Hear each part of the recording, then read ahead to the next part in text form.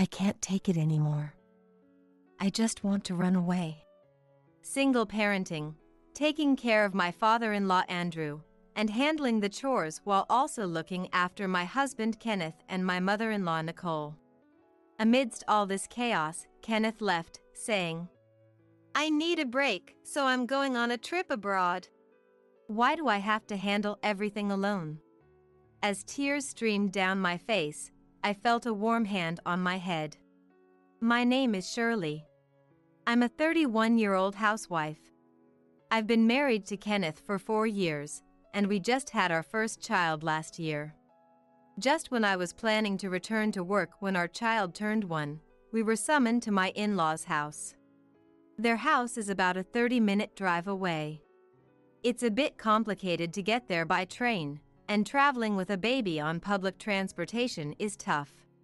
So I asked Kenneth if we could drive, but he insisted. Gas prices are up, and it's easier to take the train.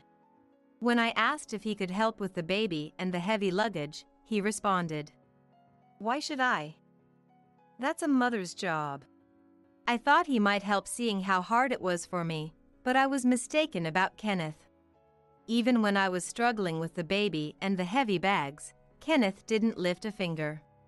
His belongings consisted of just his wallet and mobile phone stuffed into his pockets. He didn't even carry a bag. And yet, he didn't help at all.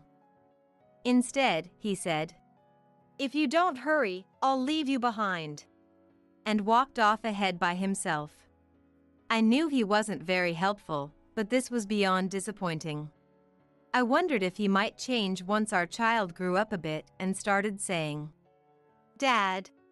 But I told myself to stop expecting anything. For now, I needed to focus on getting to my in-laws' house as quickly as possible. "You took your time. What were you doing?" Nicole immediately questioned me when I arrived, a while after Kenneth. "There were a lot of people." I was going to mention the heavy luggage too, but Nicole cut me off, saying, "Hurry up and come in.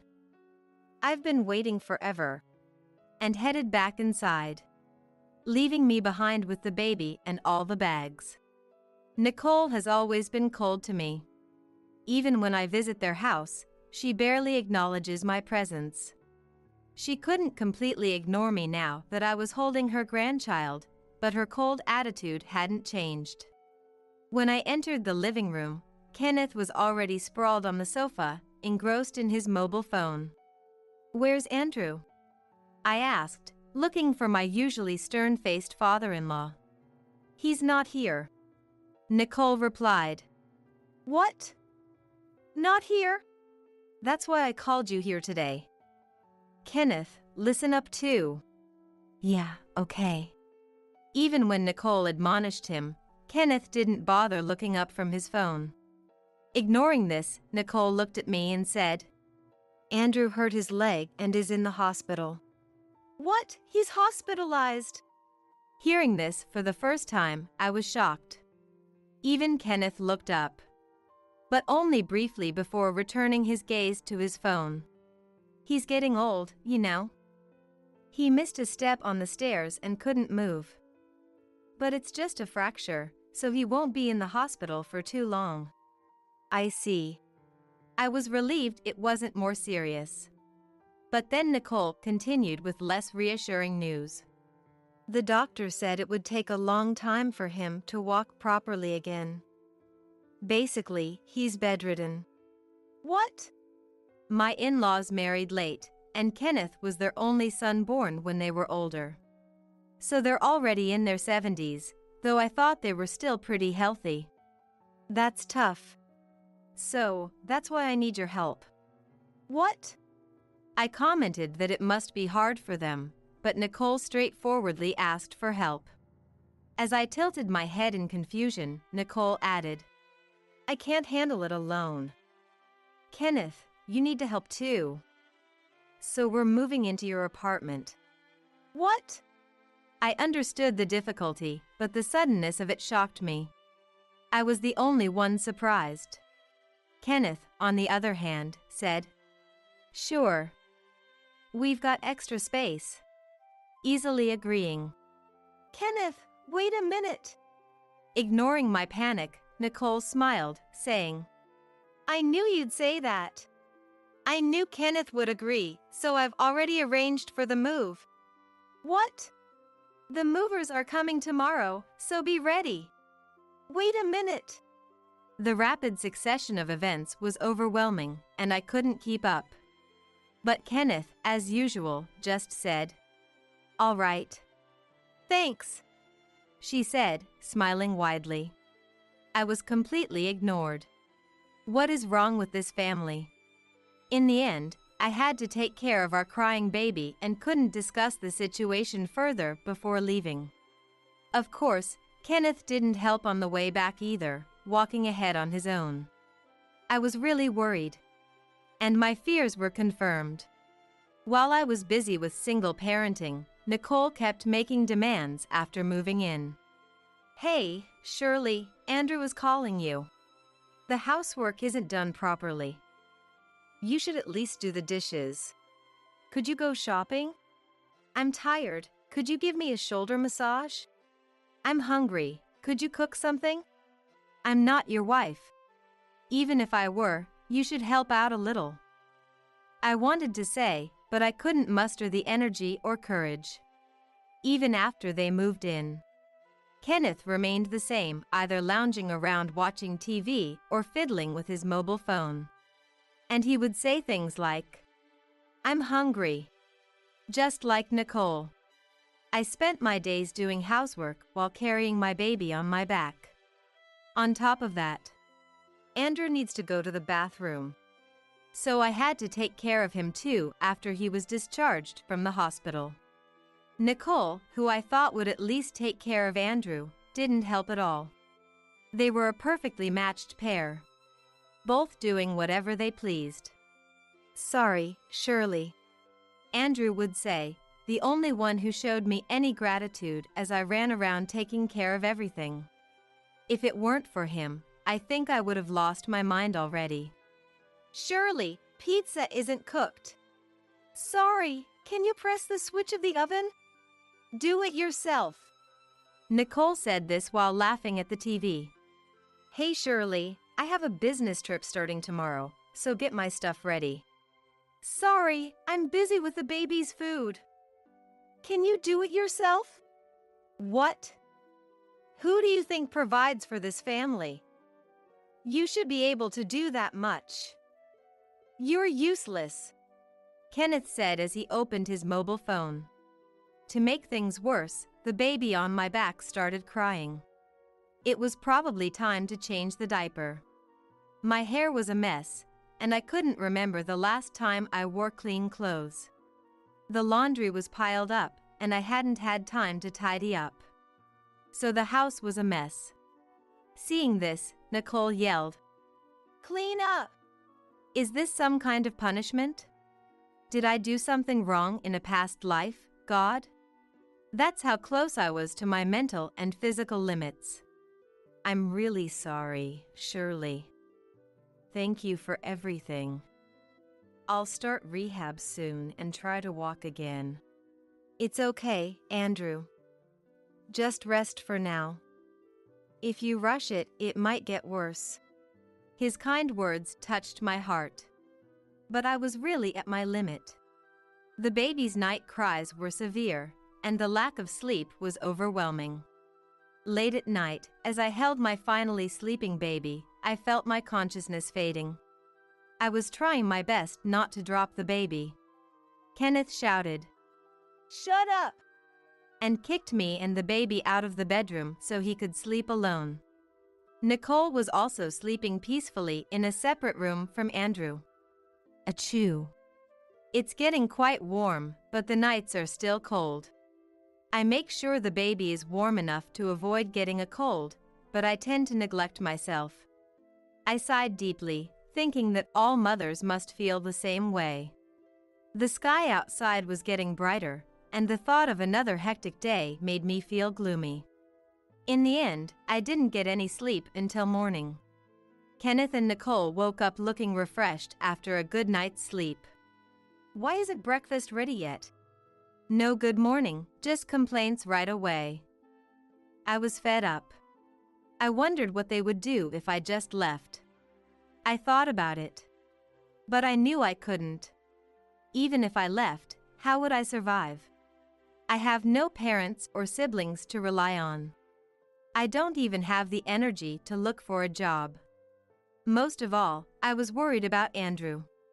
I didn't care about Kenneth and Nicole, but I couldn't leave him behind. If I left, they wouldn't take care of him. I didn't even want to think about what would happen to him. What should I do? Achoo. Just as I sighed and started to complain, I sneezed again, probably because I stayed up all night. Disgusting. Do you have a cold? Don't spread it. Shockingly, those were my husband's words. How unkind can a person be? I wanted to slap the old me who thought he was cool and attractive before marriage. I can't take this anymore. I want to escape from this world. I whispered, but I knew I couldn't run away from reality. I gently put the sleeping baby in bed and headed to the kitchen.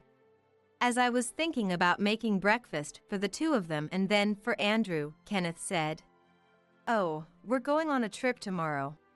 "What?" I turned around, thinking how sudden this was, and saw Kenneth and Nicole smirking. "What did you say?" I said, "Mom and I are going on a trip tomorrow." "What? Just the two of you?" "Yeah.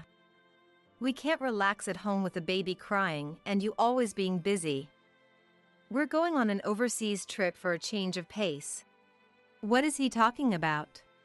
He's the one lounging around the most in this house, yet he says he can't relax. And overseas. Exactly. I can't stand having an incompetent daughter-in-law. I hope you struggle without us. Well, I wouldn't struggle at all.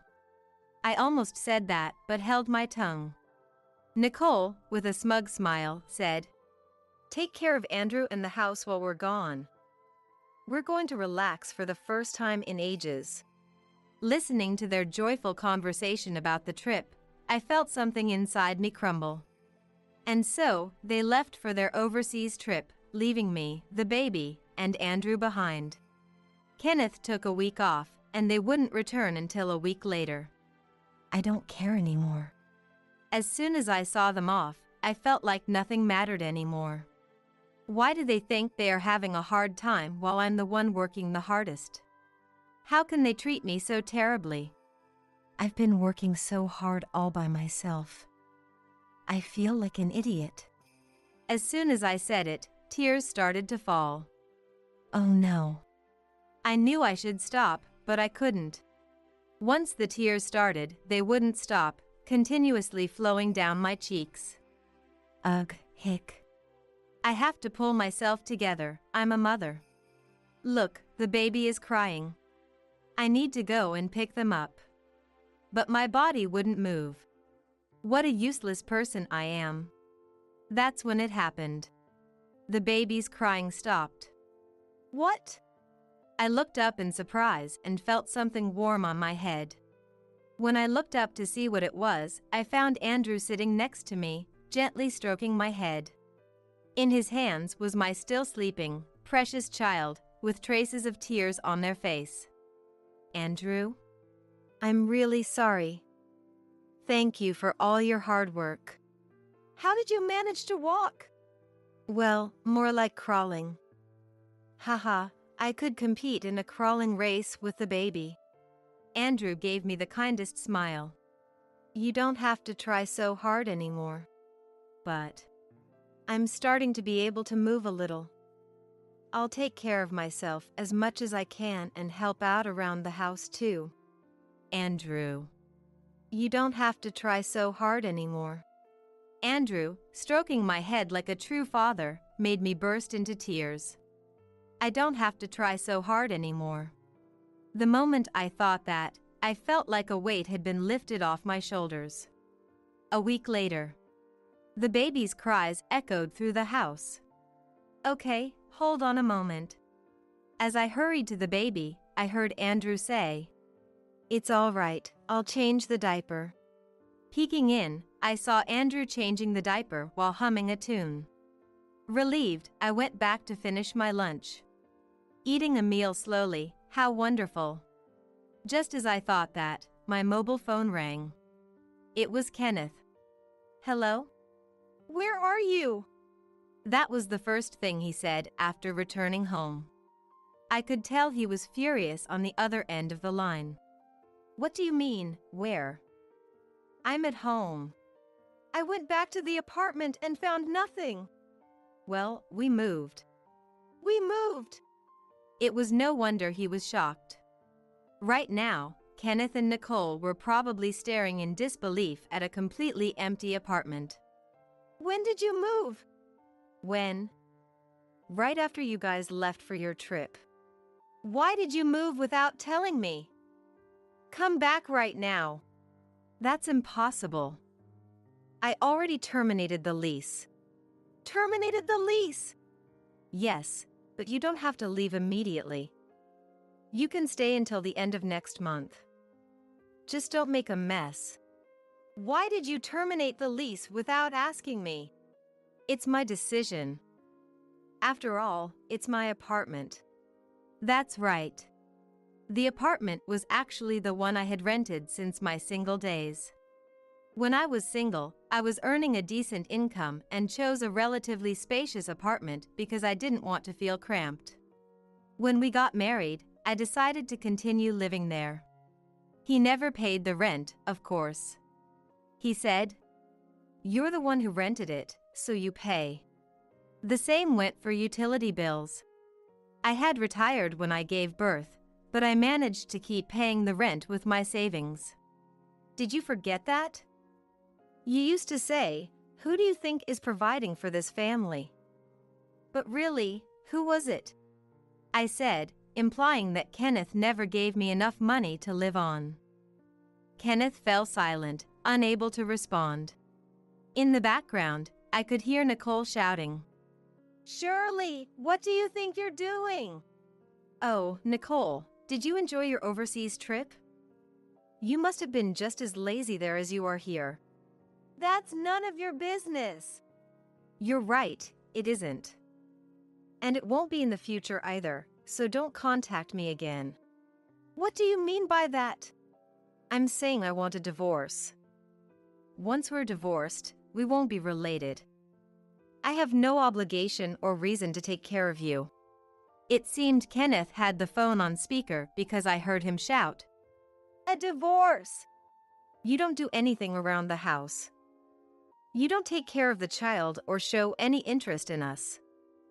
I don't need a husband like that. How will you live without me? I'll live more peacefully without you. How will you manage without an income? Don't worry about that. I've already started looking for a job. What about the baby? I'm also looking for a child care center." "It's only natural," I said, and on the other end of the line, Kenneth's trembling voice said, "When do you have time for that?" "Do you mean to say you understand I'm so busy that I have no time to look for a job or a child care center?" "Well, yeah." "Even though you understand that, you still went on an overseas trip for a change of pace, doing nothing to help?" Ugh.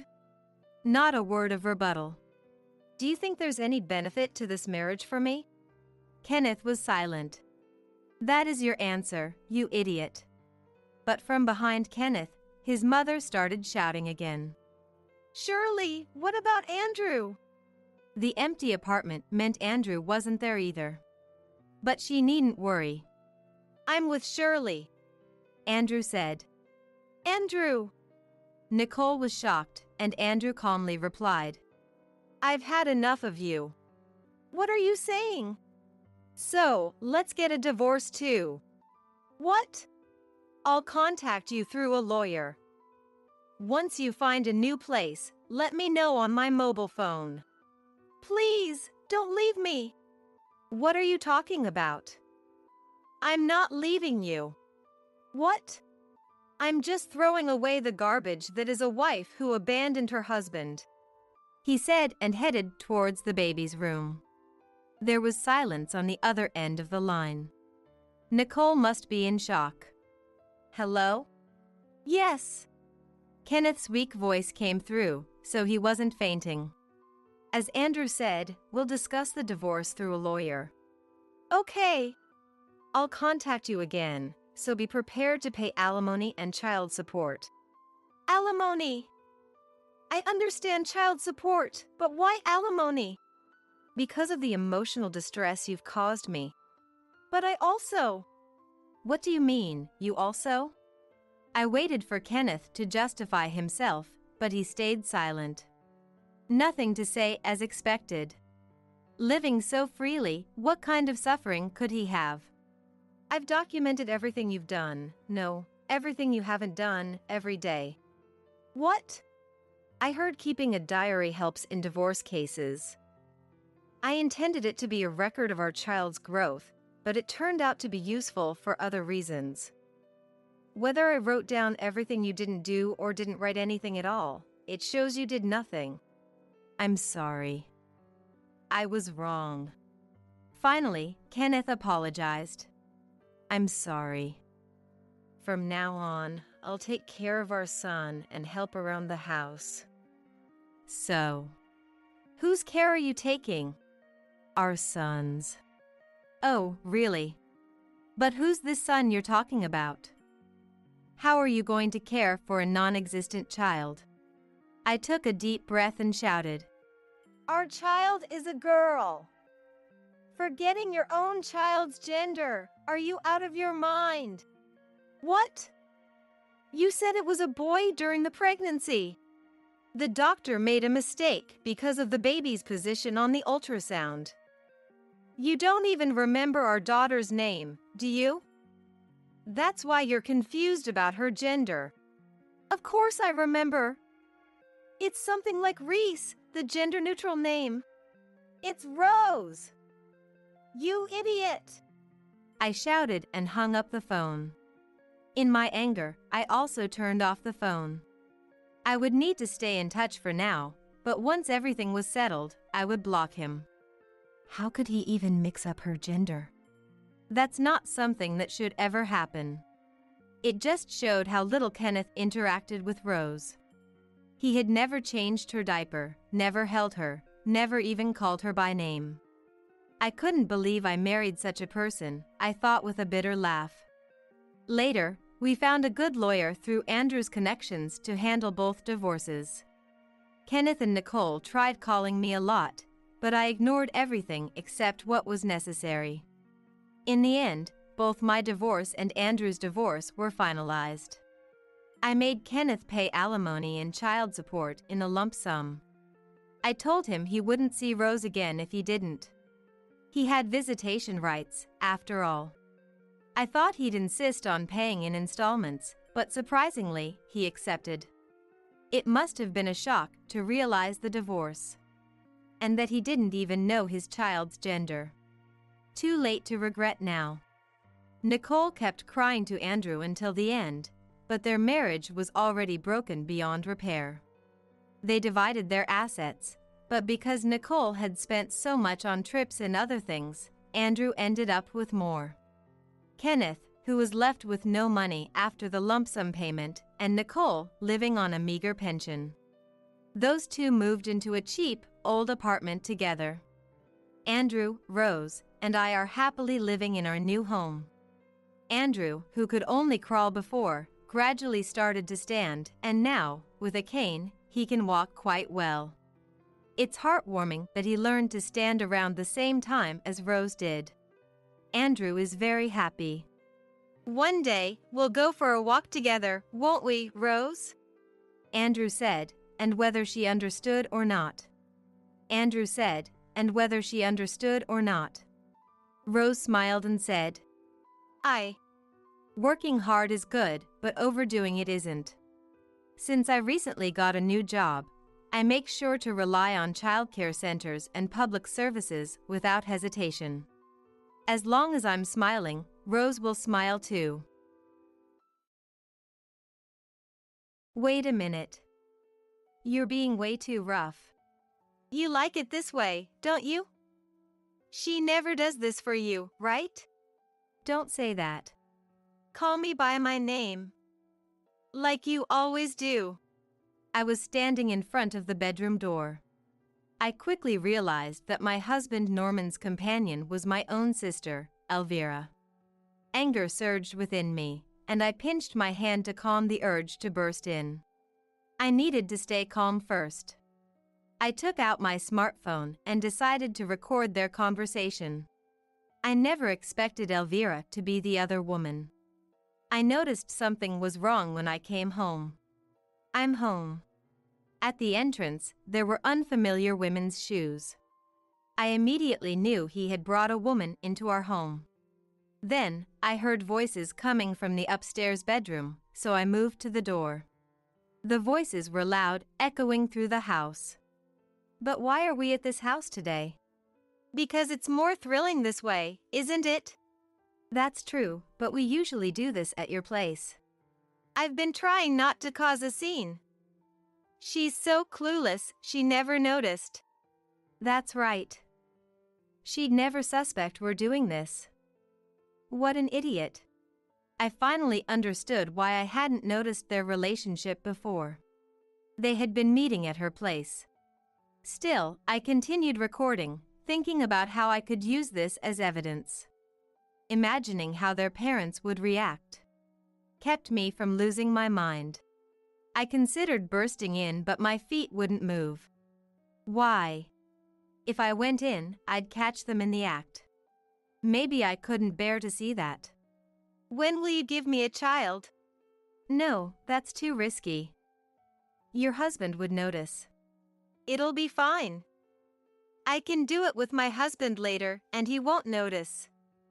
He's so clueless. You're a terrible wife. You're worse. Listening to their conversation made my head ache and I felt nauseous. My mind was at its breaking point. I decided to call out to my husband. Where are you? The two of them must have panicked upon realizing I was there, because I heard the window open. They probably tried to hide on the balcony. But that was the worst decision they could have made. Because it was snowing heavily today. Oh, they messed up big time. I slowly entered the room and looked around. Their clothes were scattered everywhere. They went outside completely naked. I saw them huddling in the corner, trying not to be seen. I immediately locked the door. And then, I started thinking about what kind of punishment I should give them. I never thought I'd feel such a thrill. My name is Dana, I'm 34 years old, and I work in sales at a local company. I live with my husband Norman, who is 3 years older than me. I met Norman at a sales meeting. In my mid-20s, I had just switched jobs and was still getting used to the work. I remember how kindly he treated me. Thank you very much. No problem. Keep up the good work. I will. At that time, I just thought he was a nice guy. It took some time before we met again, but it felt like fate. I have an older sister, Elvira. Norman was one of her classmates. Elvira got married 3 years ago, and Norman attended her wedding. Do you remember me? From the sales meeting. That's right. Meeting you here is unexpected. Excuse me, but how do you know Elvira? Elvira and I were classmates in high school and college. Oh, I see. As we were having a pleasant conversation, the star of today's event, Elvira, arrives. Oh, did you two know each other? Not exactly. We've worked together before and he was a great help. Oh, it was nothing. But thanks to you, I secured the contract. That's definitely your own skill. As we continued this back and forth, Elvira began to laugh. What? I was just thinking you two seem to get along well. Don't tease me. I'm actually quite serious. Elvira's intervention led to Norman and me exchanging contact information. However, knowing Elvira's assertive nature, I thought Norman might find it a nuisance. But about a week after we exchanged contact details, I received a call. Hello. Sorry for the sudden call. It's okay. Is something wrong? Well, What is it? would you like to have dinner sometime? Yes. I responded instinctively. I'll call you again. With that, he hung up. I didn't mind, but I couldn't just refuse now. Honestly, with little experience in relationships, I didn't know what to do. It was just dinner, but I still felt uneasy. Living at home at the time, I decided to consult Elvira. Even after getting married, Elvira had chosen to stay with her parents, remaining at home. So he asked you out? That's great. Well, it's not that great. I don't have much experience with this. Then you were right to come to me for advice. Elvira had always been popular. Even during our school days, she often brought different guys home. I thought she would give good advice, but that was a mistake. As adults, she had calmed down, but she still enjoyed pushing me, who was more reserved, to do things her way. How many times had she made me cry? Dana, don't worry. With me around, there's nothing to fear. So, what should I do? Let's see, how about some seduction? What? Norman is weak to that kind of thing. Wait a minute. I'm just going out for dinner. What are you talking about? It won't just end at dinner. Elvira continued to give outlandish advice. But that wasn't the only problem. My parents doted on Elvira, letting her do as she pleased. They preferred Elvira, who could be easily flattered, over me, who was more difficult to handle. I had wanted to leave home right after graduating from college, but they wouldn't allow it. Despite not being genuinely interested, they wanted to keep me close. Finally, the day of the dinner arrived. Good luck. All right, I'm off. In the end, the dinner was a success. It was very enjoyable, much better than feeling out of place at home. If you don't mind, could we meet again? If it's all right with you, yes please. Great. I'm not very used to women. If you say that, I'm even less used to men. No, I am. No, really, I am. As we exchanged these words, we both burst into laughter. It had been a long time since I felt this happy. It was natural that as we grew closer, we would start dating. The one who didn't take it well was Elvira. Despite all her teasing. What? You're really dating? Yes, but I never thought you'd end up dating. Did you follow my advice? there's no way I can do that. Why did this happen? The reason Elvira had gone so far as to provoke this failure would be revealed by an unexpected person. What? Really? That person was Elvira's husband, Johnny. Yeah. You know I met Elvira back in college, right? Yes, she told me. I also got to know Norman back then, but it seems she liked him since high school. She couldn't do anything about it because he had a girlfriend. But why are you telling me this? I overheard her talking the other day. But she's not all bad. Johnny looked a bit sad. He must have truly cared about Elvira. Yet, Elvira was still hung up on a guy she liked in the past. This issue was deeper than I had imagined and would lead to an unexpected situation. After we started dating, Elvira constantly questioned my actions. She would come to my room and stay until she got an answer that satisfied her. So, what else? Well, there's nothing else. Like, did you go to a hotel or something? I don't know about that. This was my small act of defiance. After that, Elvira calmed down. A year had passed since Norman and I started dating. On my birthday. Happy birthday. Thank you. This is your birthday present from me. What? In the small box he handed me was a beautiful ring. Is this? I want you to marry me. I'm so happy. Of course, I will. I promise to make you happy. I was over the moon when I accepted his proposal. Not only because I could be with Norman, but also because I could finally leave my parents' house. I contained my excitement as we visited both families. First, we went to meet Norman's parents, and they welcomed me warmly. The problem was my family. So, Dana is finally getting married. I'm welcoming Norman. Thank you. Even my usually indifferent parents seemed genuinely happy. But Elvira didn't stay quiet. What? You're not going to live here? Elvira, what are you talking about? You and Johnny are living here. We don't have any more rooms, so it's impossible.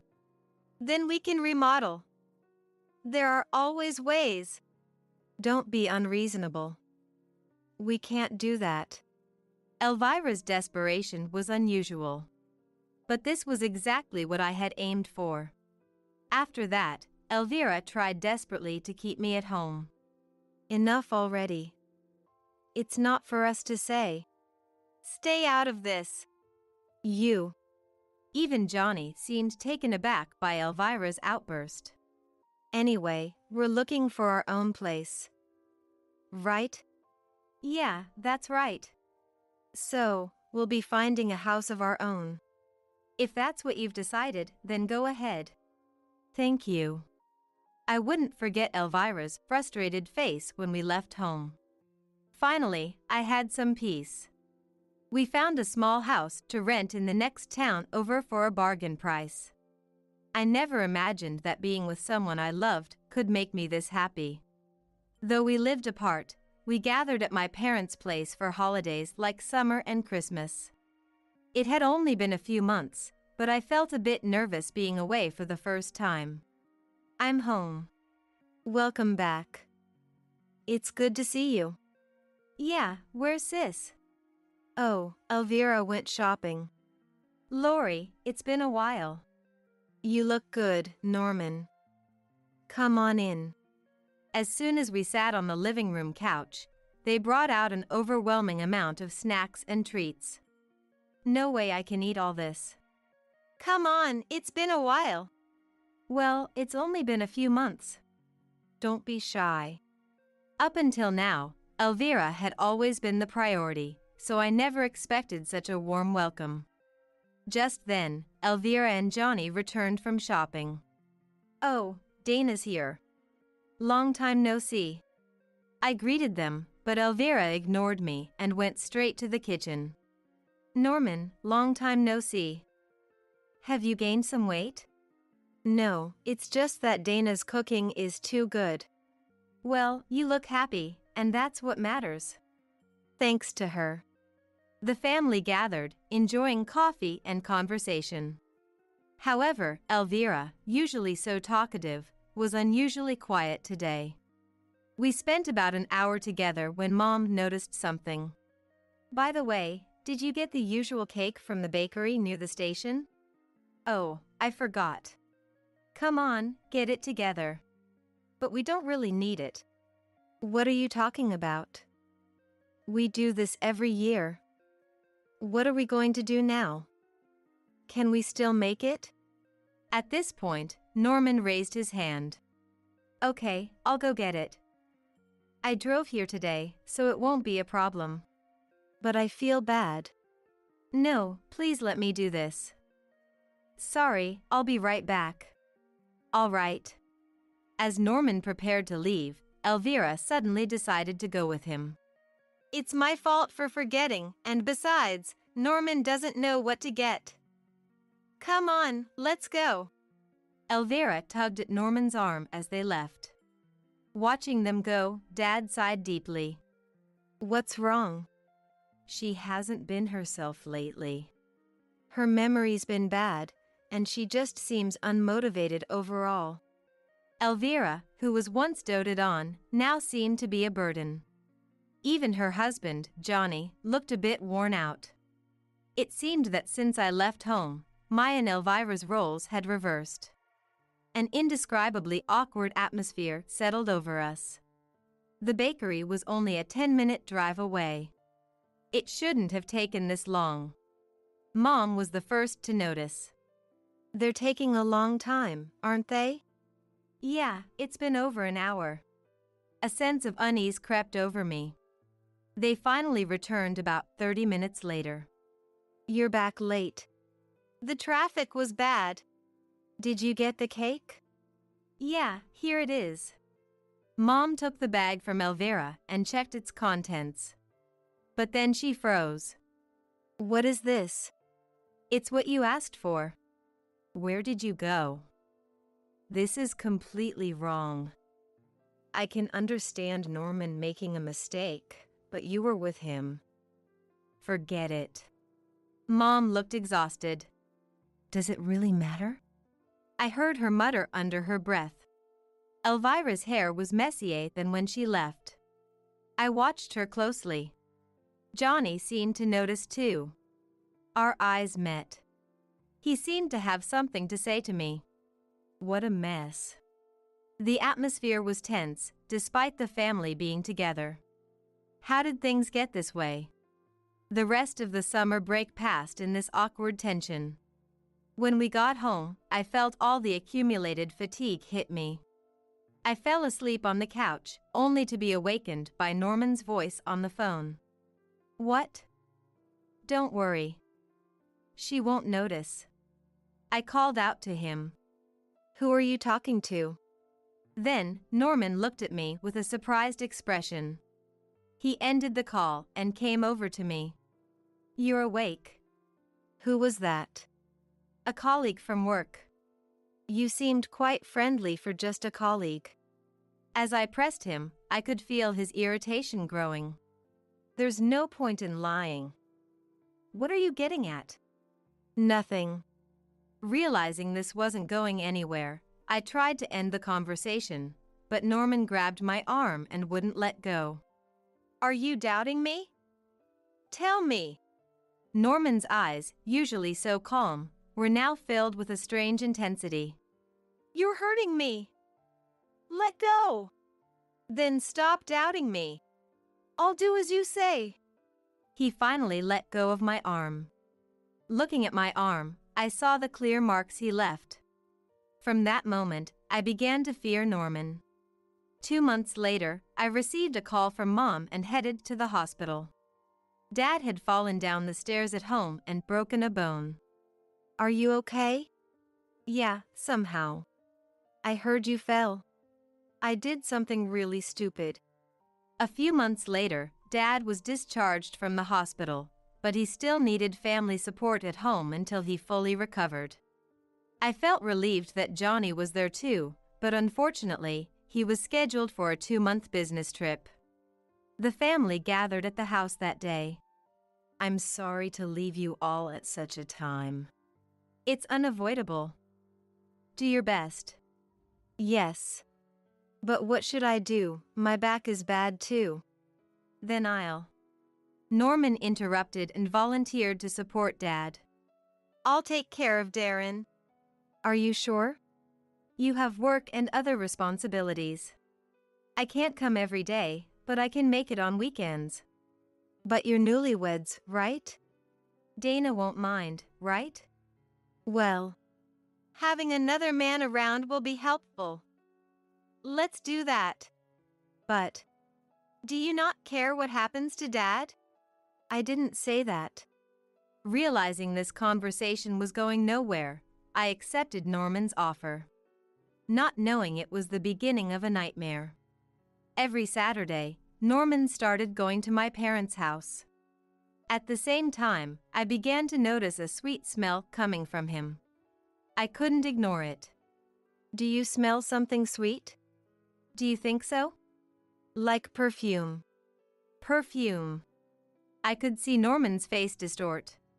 I was sure he was hiding something. I kept questioning him.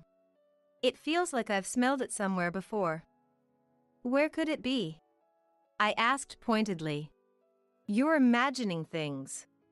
Do you really not know? You're being annoying. I don't know any women's perfume. I didn't miss that statement. I didn't say it was women's, so how did you know? Sweet scents are usually women's perfumes. A harsh excuse. Tell me what you know. At that moment, something whizzed past my face. I turned around, trembling. A shattered mug lay on the floor. Sorry, I didn't mean to.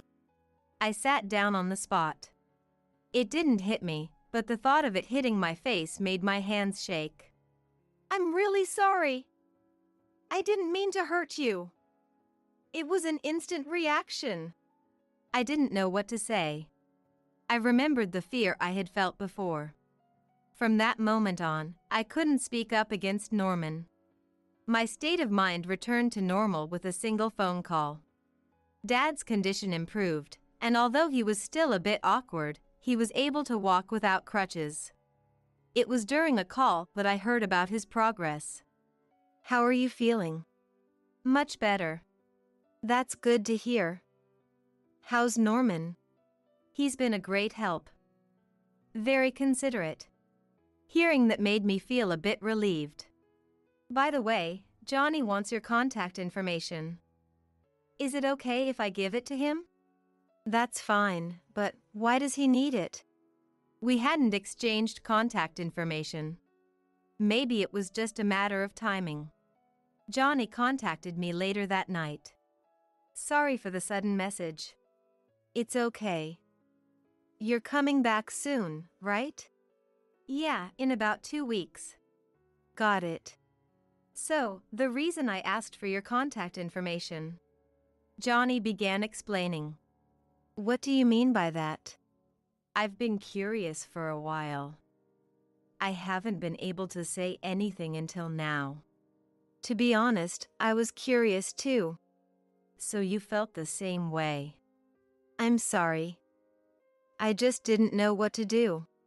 That's the thing. Then I'll keep an eye on them too. I should be the one doing it, but I'm not nearby. I'll let you know if I find out anything. Thanks.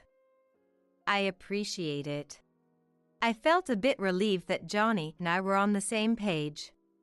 I couldn't just do nothing at this point. I decided to investigate Norman's actions closely. I hired someone to look into it and waited for the results. I wanted to resolve it before Johnny came back. Huh?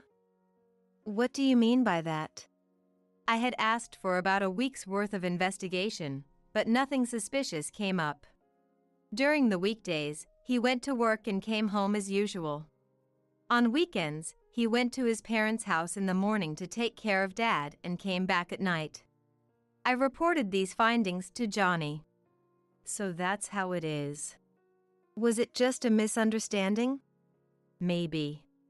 There's nothing wrong, but it still feels weird. I get that. It's frustrating when you've gone through all this effort. I think it's because we were suspicious from the start. We decided to continue our lives as usual, reassured that nothing was wrong. Johnny would be back in a week. 2 days later, Dad was able to take care of himself, and Norman's support was no longer needed. Thanks for everything. Yeah, no problem. You don't look too happy. It's nothing. His words didn't match his expression. A week passed without any significant changes. On Saturday afternoon, I got a call from my parents. Sorry, but could you come over? Sure, but why? I need to ask you something.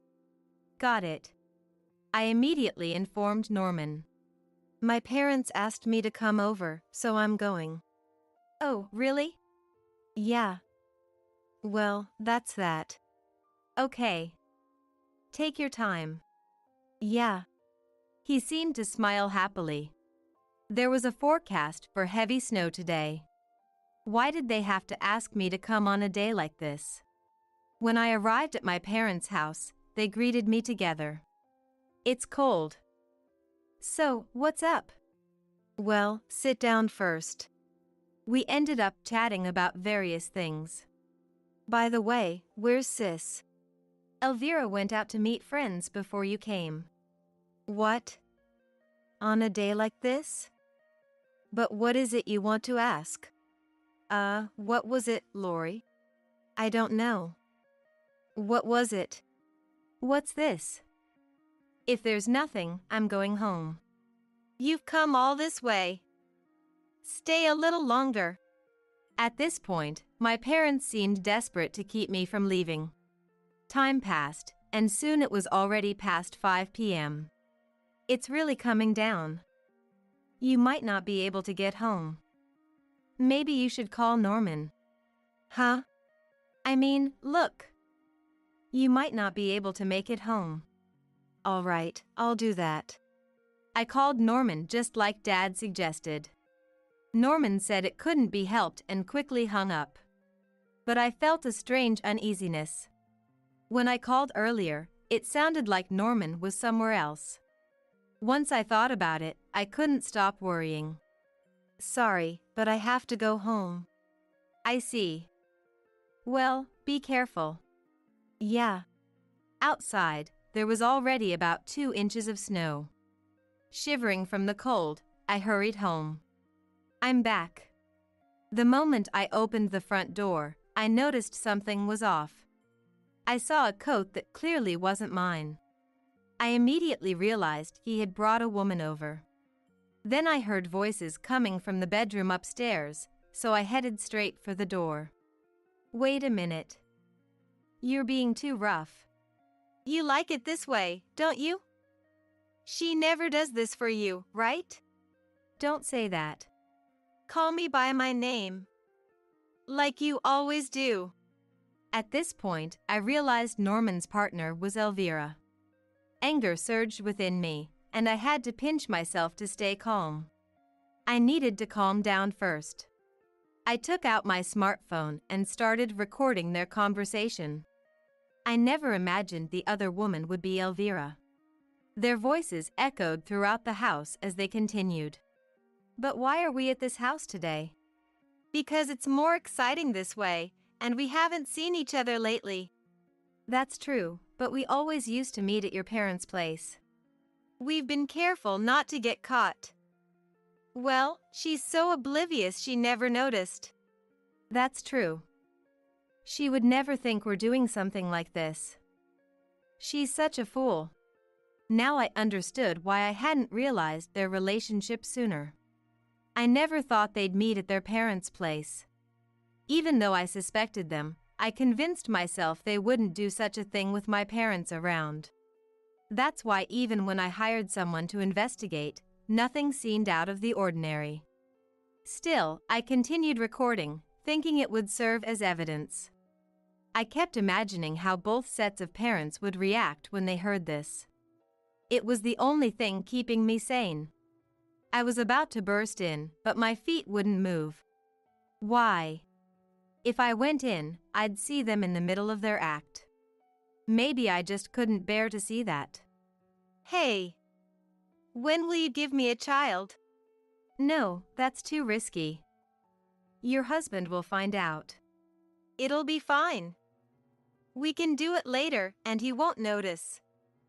He's clueless. You're a terrible wife. You're worse. Besides, he won't be back until tomorrow. It's going to get harder to meet, so let's enjoy it. All right.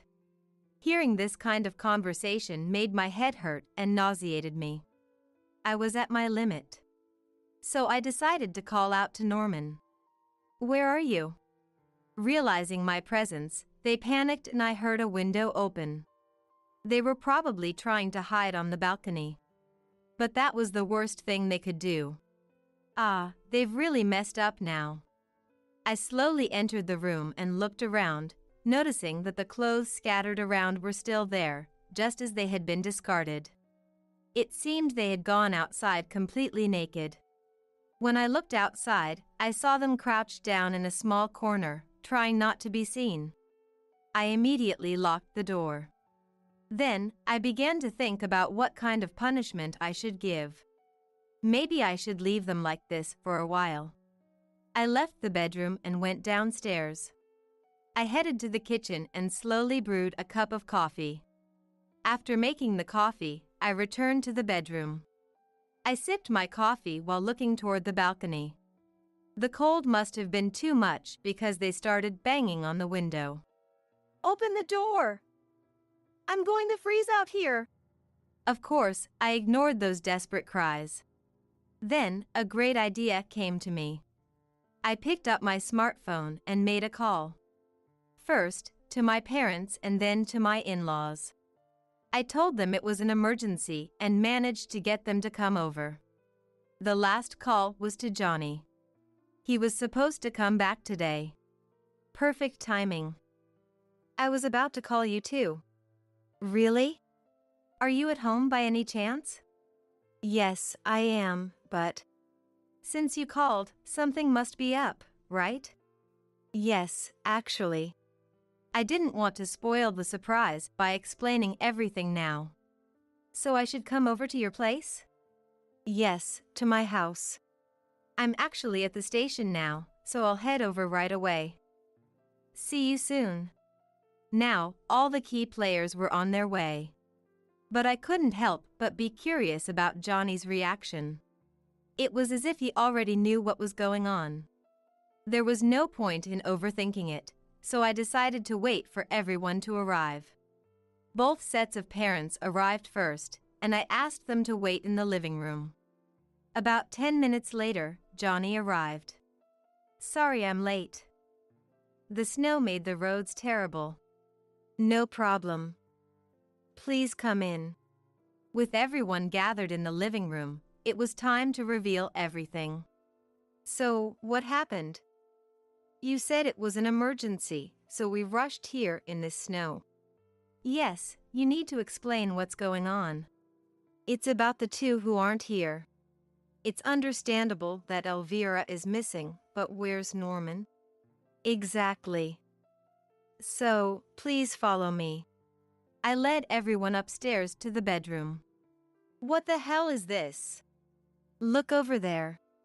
I pointed to the balcony, where two naked figures were staring back at us. What is going on? I realized leaving them out there could be life-threatening, so I unlocked the door. I thought I was going to die. Please give us something warm. I tossed blankets to the two of them. You're going to explain this, right? Dad looked furious, on the verge of hitting someone. They were having an affair. Elvira looked up, shocked to see Johnny. What are you doing here? I came back from my trip today.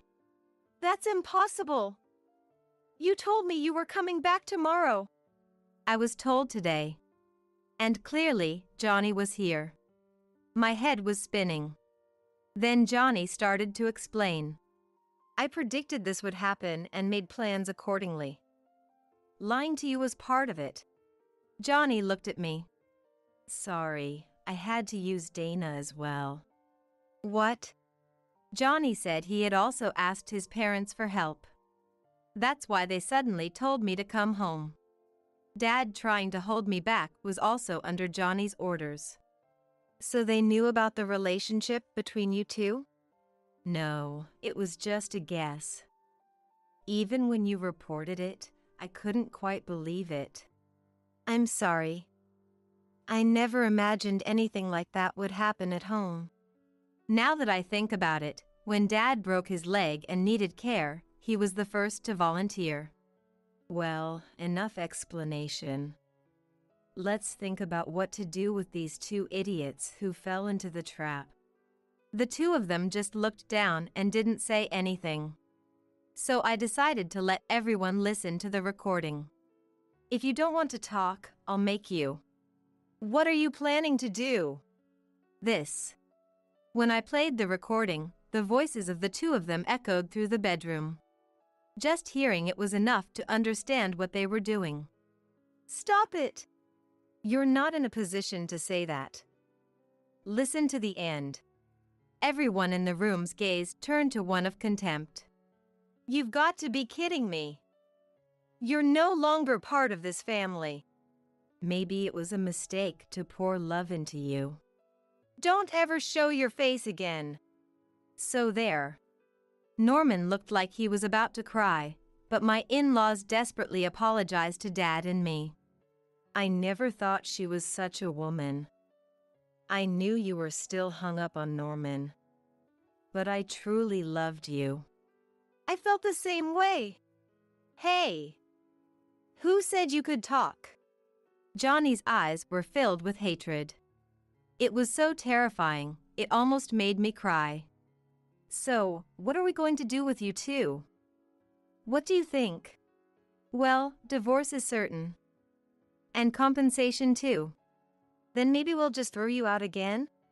Hearing that, the two of them showed their last resistance. It was your fault for always being busy with work and ignoring me. That's not a reason to cheat. If you want to argue, be more logical. You'll prove you're an idiot. Actually, you already have. Elvira couldn't say anything. Got anything to say, monkey? I was just led on by Elvira. Are you really going to blame me? You were into it too. You invited me to the hotel that time. That time? When we went shopping together. Oh. I remembered something like that happening during the summer vacation. Everything must have started from there. Lastly, why did you involve Norman? Seeing you so happy irritated me. Even though you were always too shy around men. So you were frustrated because you lost the guy you liked back then. That's right. How stupid. There's no value in such a monkey. You should face reality. I couldn't help but laugh. Enough. If we keep associating with these people, we'll end up as fools too. Let's go, everyone. Wait! Don't talk to me so casually. We slowly closed the bedroom door. The snow outside was getting heavier. We couldn't stay here, so we headed to the nearest relative's house. On the way, I kept wondering what would happen to the two who had been abandoned by their families. My in-laws stayed over at my parents' house and left the next day. At that time, they apologized again and declared that Norman would live as a stranger from now on. Shall we go then? Yes. We went together to discuss the divorce and alimony. Since we had the recording data, the procedure was not too difficult. We were able to get divorced quickly and decided to claim alimony as well. And today is the day Johnny is leaving my parents' house. Thank you for everything so far.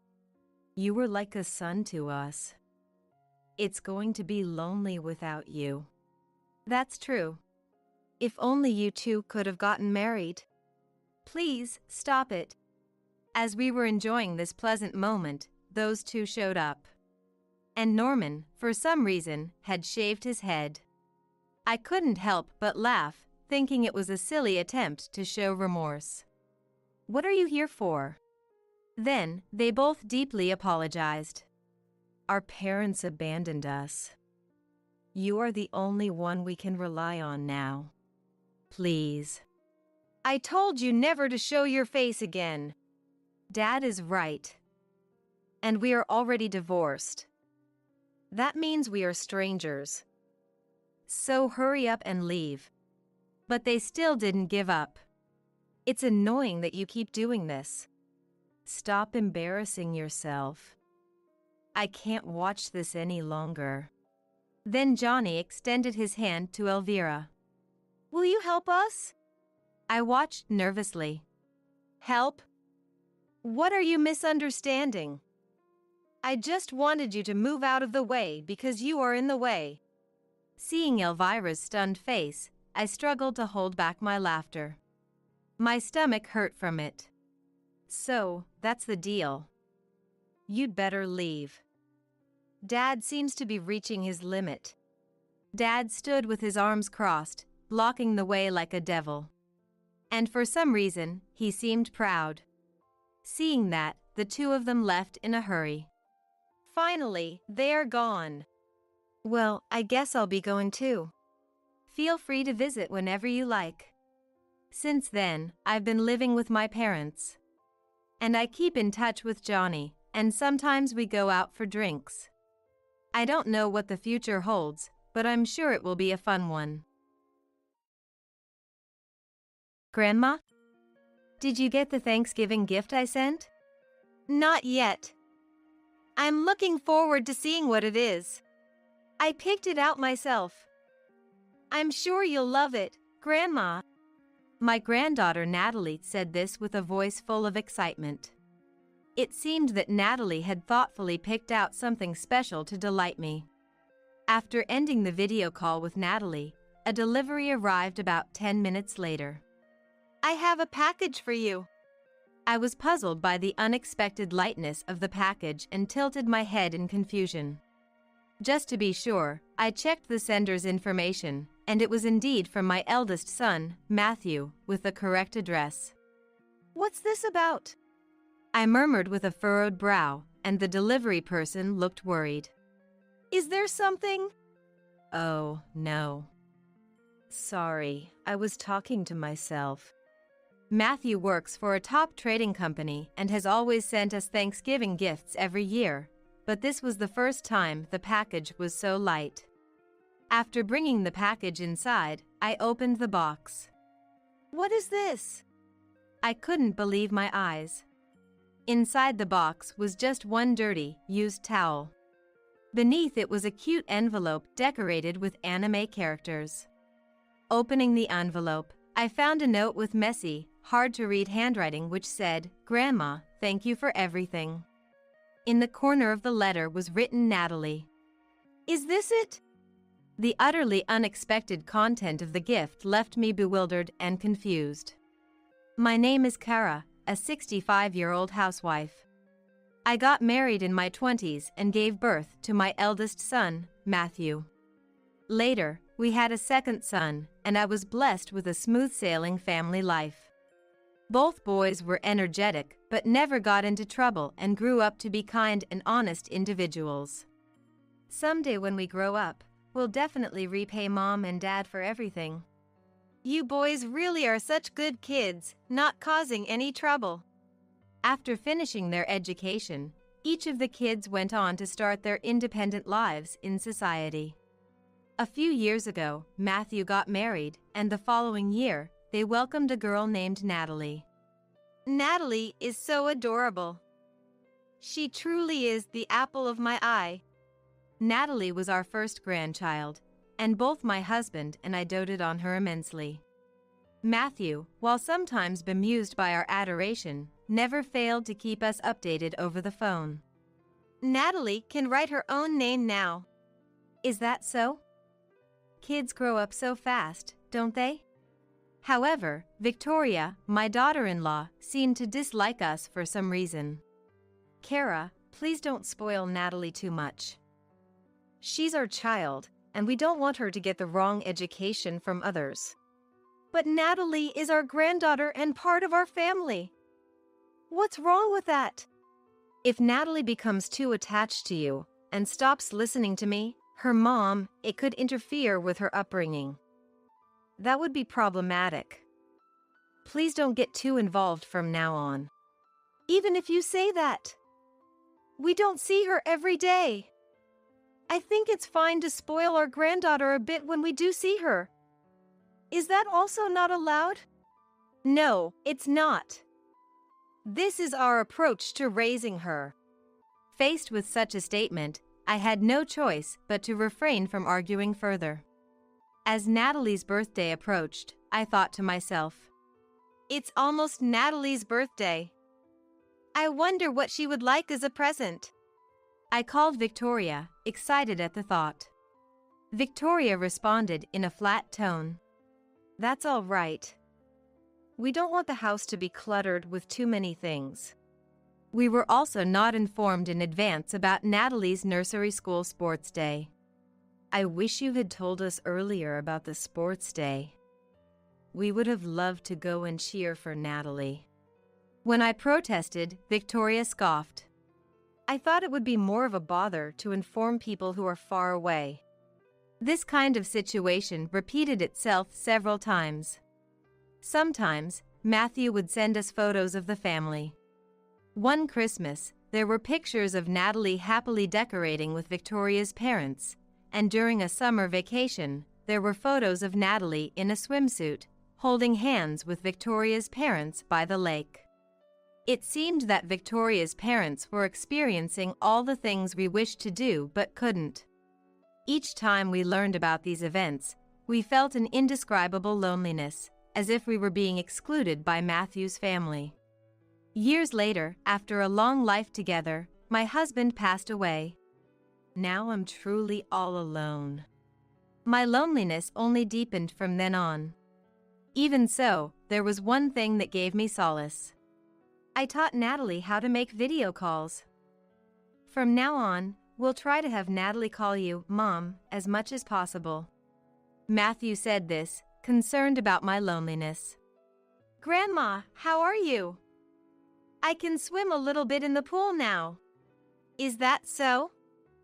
That's great, Natalie. And recently, my dad took me to the amusement park. That's wonderful, Natalie. Next time, Grandma will take you somewhere fun. Is there anywhere you'd like to go? I wanted to chat with Natalie for hours, but if the call got too long, Victoria would become angry. Kara, how long are you going to keep talking? It's really bothersome. Victoria, looking like a demon, would appear behind Natalie and forcefully end the call. Still, Natalie would sneakily make video calls to me when Victoria was out shopping, which made me very happy. One day, when video calls with Natalie had become a part of my daily routine. Kara, please help me. Suddenly, I received a call from Victoria, crying and asking for my help. I was shocked by the suddenness of it all. Victoria? What's wrong? Victoria, with a trembling voice but clear enough for me to hear, said, Actually, we're having financial troubles. Financial troubles? What do you mean? Matthew works for one of the top trading companies in the country. And Victoria works as well, so under normal circumstances, it would be unlikely for them to face financial difficulties. Victoria took a deep breath and explained, Actually, Matthew's income has significantly decreased for the past few months. What? His income decreased? Did he get involved in some kind of scandal at work? It's not that. It seems the company itself is in a precarious situation, and as a result, Matthew's income has been reduced. I see. That's tough. Yes, it is. At first, we were managing with my salary, but now it looks like Matthew's income will decrease even further. Are you guys managing all right? We're barely getting by. And Natalie will be starting elementary school next year. At this rate, we won't even be able to buy her a backpack. Poor Natalie. That's why I have a favor to ask of you, Kara. You need money, right? I understand. How much should I transfer? I'm sorry to ask this, Kara. Could you lend me about $200? I'll pay you back as soon as possible. You can pay me back whenever. Seeing Natalie happy is more than enough joy for me. After hanging up, I rushed to the bank and transferred $200. Thank you so much, Kara. I really appreciate it. Please forgive my past rudeness. Victoria repeated her thanks with tears in her eyes. It's all right. Don't cry, Victoria. Also, please keep this a secret from Matthew. He would be hurt if he knew I turned to you for help. He's already down because his salary was reduced. Understood. I think that's for the best too. Thank you, Victoria. Victoria's attitude, considering Matthew's feelings despite their difficult situation, warmed my heart. Even as I continued to enjoy regular video calls with Matthew and Natalie, I kept my promise to Victoria and avoided any mention of financial matters. About half a month later, Victoria called again. "I'm sorry to bother you again, Kara, but we desperately need money again. Natalie's textbooks and reference books are surprisingly expensive." Understood. Don't worry, you can always rely on me. Could you please lend us about $500? All right. $500, then? Another half-month passed. "I'm sorry to ask again, Kara. This time, the clothes I want to buy for Natalie are so expensive. I'm worried she might be teased by her friends if she only has cheap, second-hand clothes." I understand how you feel. So, how much do you need this time? Well, if you could transfer about $1,000, that would really help. $1,000? That's quite a lot, isn't it? While wondering if children's clothes could really cost that much, I told myself, it's all for Natalie's sake. And so, I transferred the requested $1,000. However, feeling uneasy about the increasing amounts being asked for, I subtly asked Matthew, "It's all good. There's nothing for you to worry about, Mom. I'll be getting a bonus soon anyway." Is that so? You're not overextending, are you? Matthew laughed it off. My company is a top trading firm. We can certainly afford what's needed for our child's school entry. Seeing Matthew act like that only increased my worries. That child! Maybe he's just putting on a brave face, not wanting to worry his mother. The requests for money from Victoria continued after that. Then one day, during a video call, Matthew said, "Mom, I sent a Thanksgiving gift your way, so it should arrive sometime today." Hearing Matthew's usual lively voice made me feel somewhat conflicted. Thank you, as always. But are you sure it's all right? Matthew laughed heartily.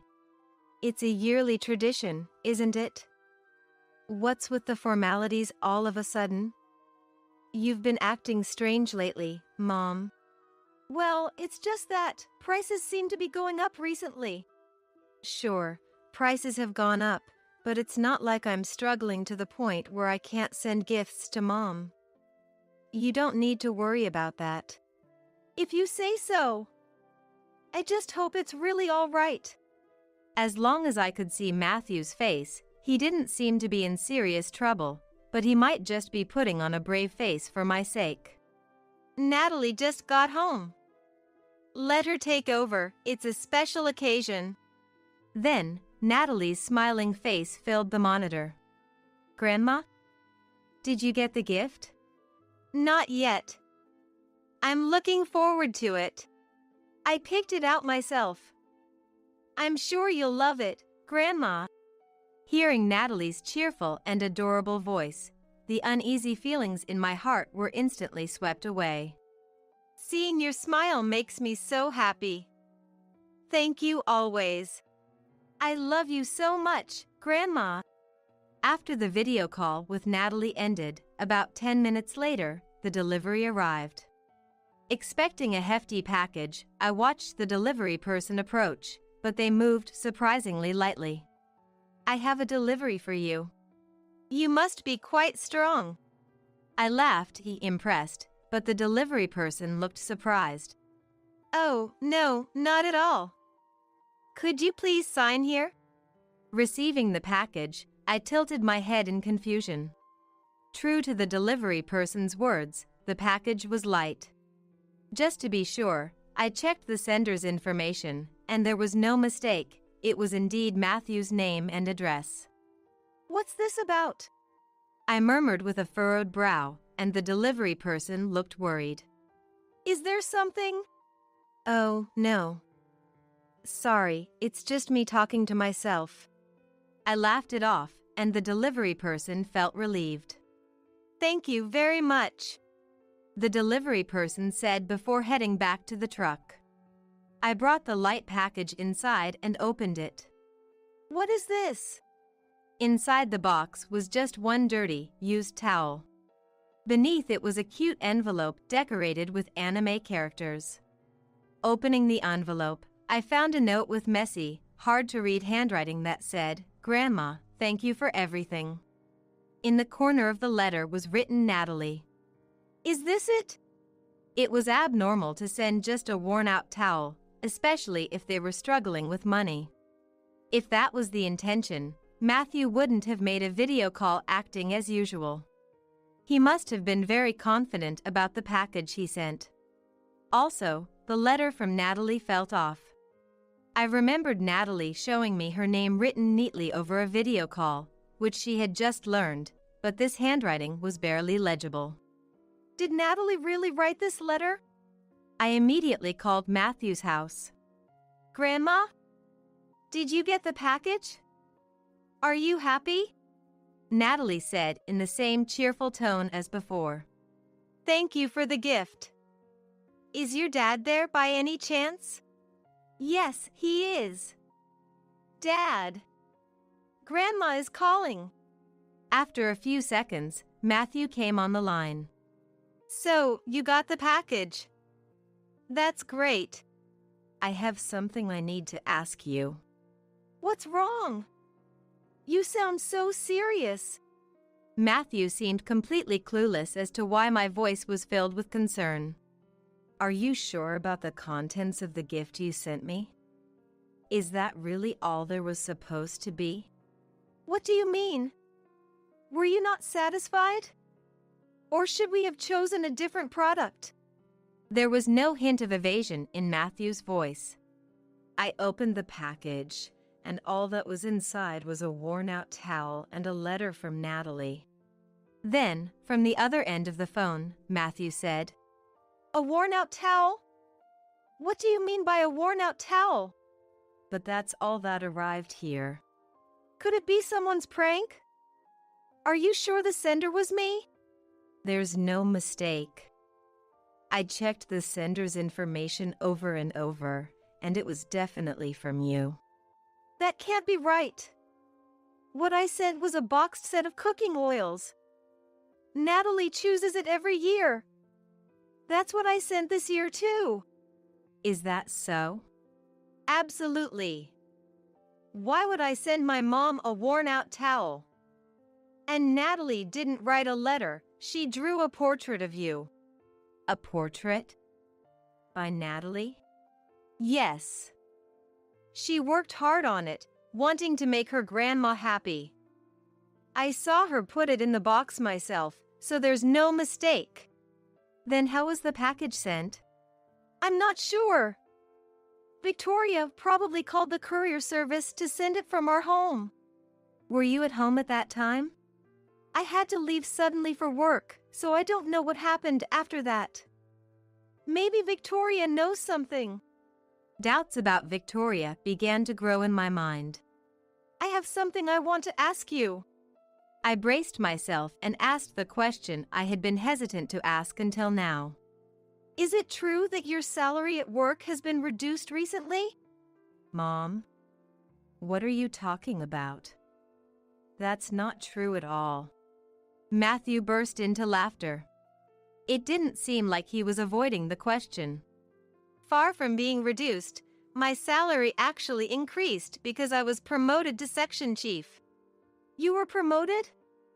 Is that true? Absolutely.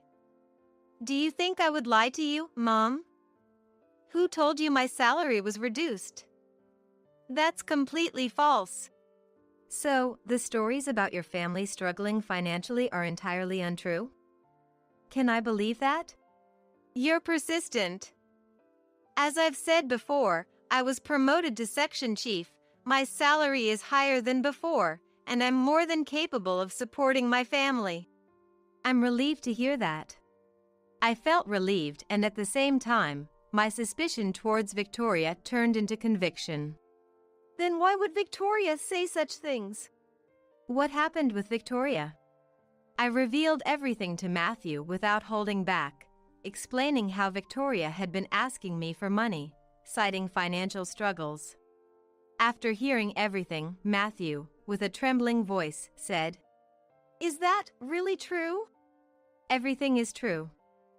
She told me your salary was cut, making life difficult, and that you couldn't afford to buy Natalie's backpack or textbooks. She kept asking me for money." "Don't respond to her demands anymore. I'll talk to her." Matthew ended the call after that. However, days passed without any word from Matthew. I wonder if he managed to talk things out with Victoria. I waited anxiously for a report from Matthew. Then one day, I received a call from unexpected people. "Kara? This is Hilda, Victoria's mother. It's been a while." "Hello. Yes, it's been since Matthew and Victoria's wedding. Long time no speak." I responded with humility, thinking that after Matthew had a talk with Victoria, her mother was calling to apologize. But Hilda, far from being humble, seemed rather intimidating to me. "You're quite the terrible mother-in-law." What are you referring to?" "Playing dumb won't help. I've heard everything from Victoria." I really don't understand what you're talking about."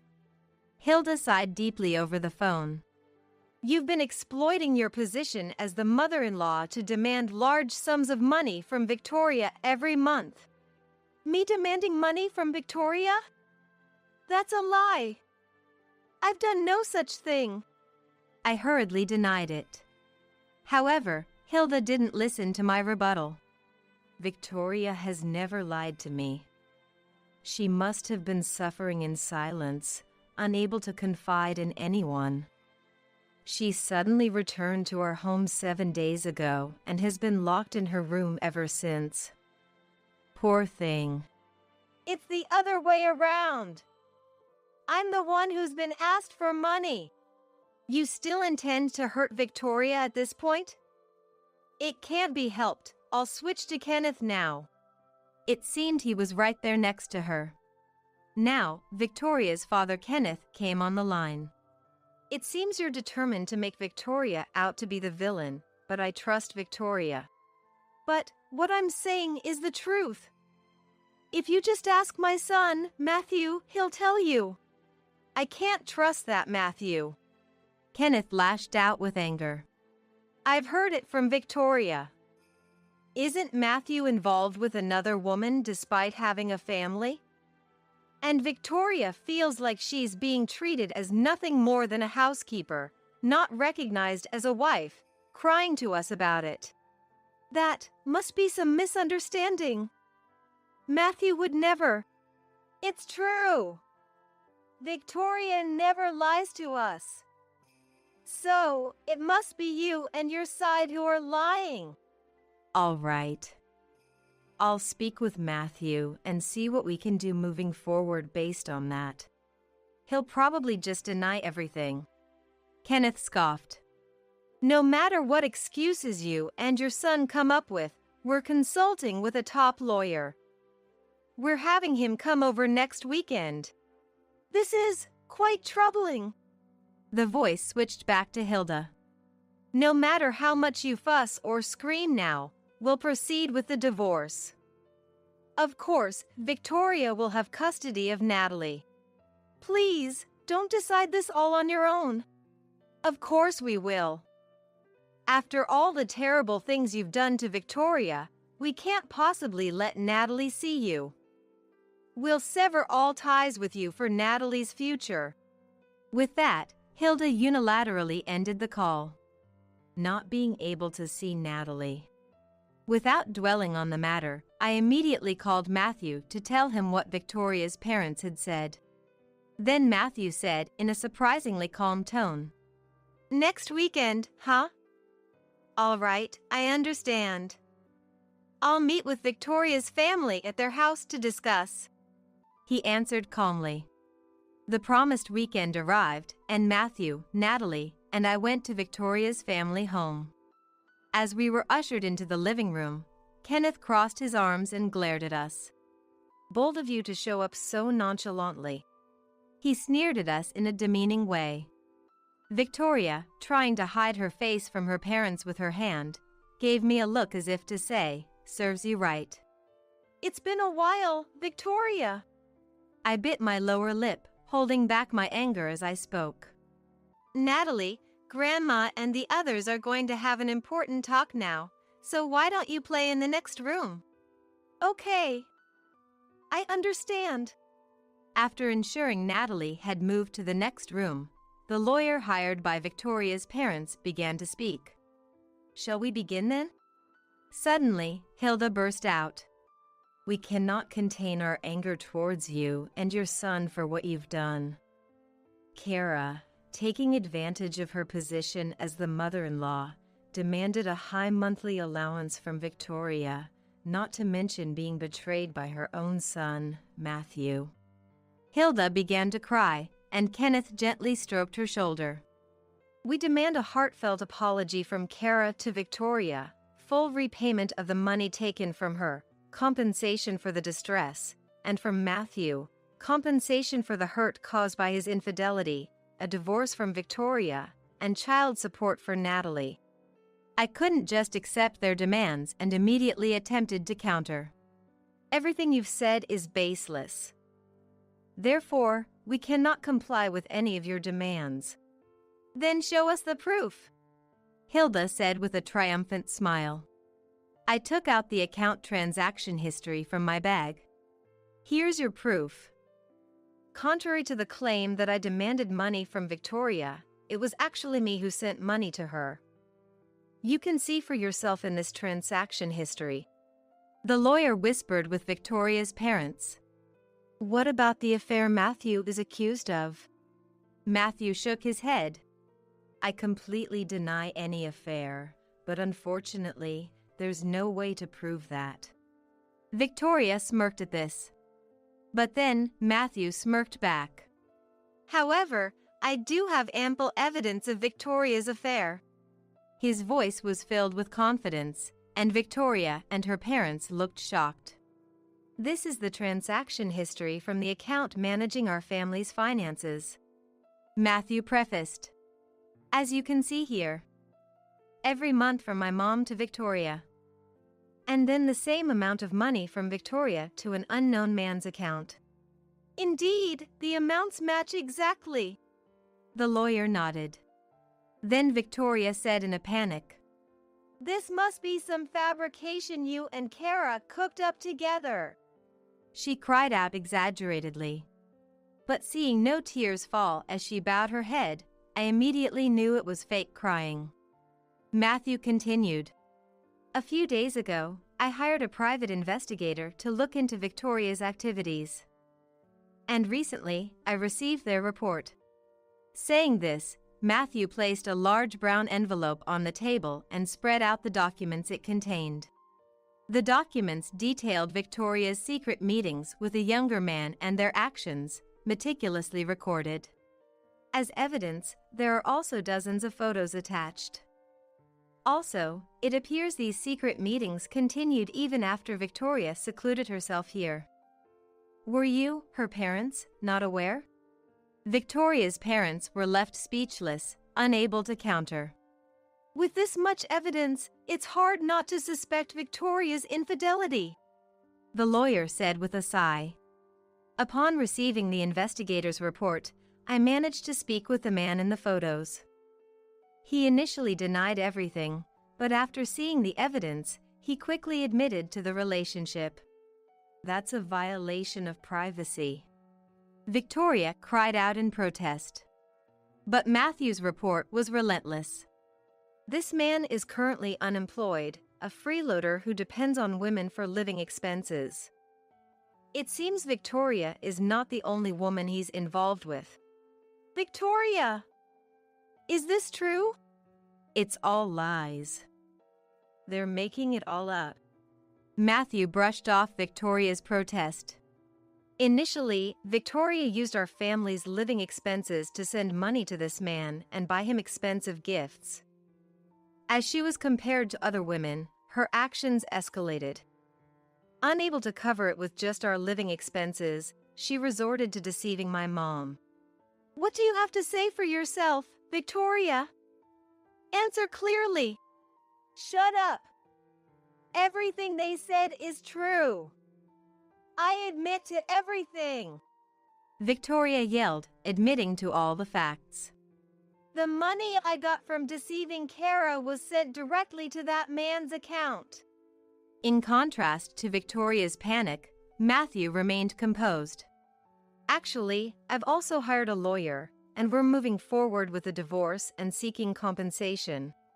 Hearing this, Victoria's parents panicked. Matthew, let's retract that divorce talk. Let's forget about the divorce. It would ruin our reputation too much. You don't really want to divorce Victoria, do you? Exactly. What Victoria did is inexcusable. We understand that. But what about Natalie? What happens to her if her parents divorce over adult issues? Kenneth, Hilda, do you know how I came to realize Victoria's infidelity? Matthew asked. Victoria's parents looked at each other, but it seemed they couldn't find a clear answer. Natalie, come here. At Matthew's call, Natalie, who had been playing next door. What? Dad?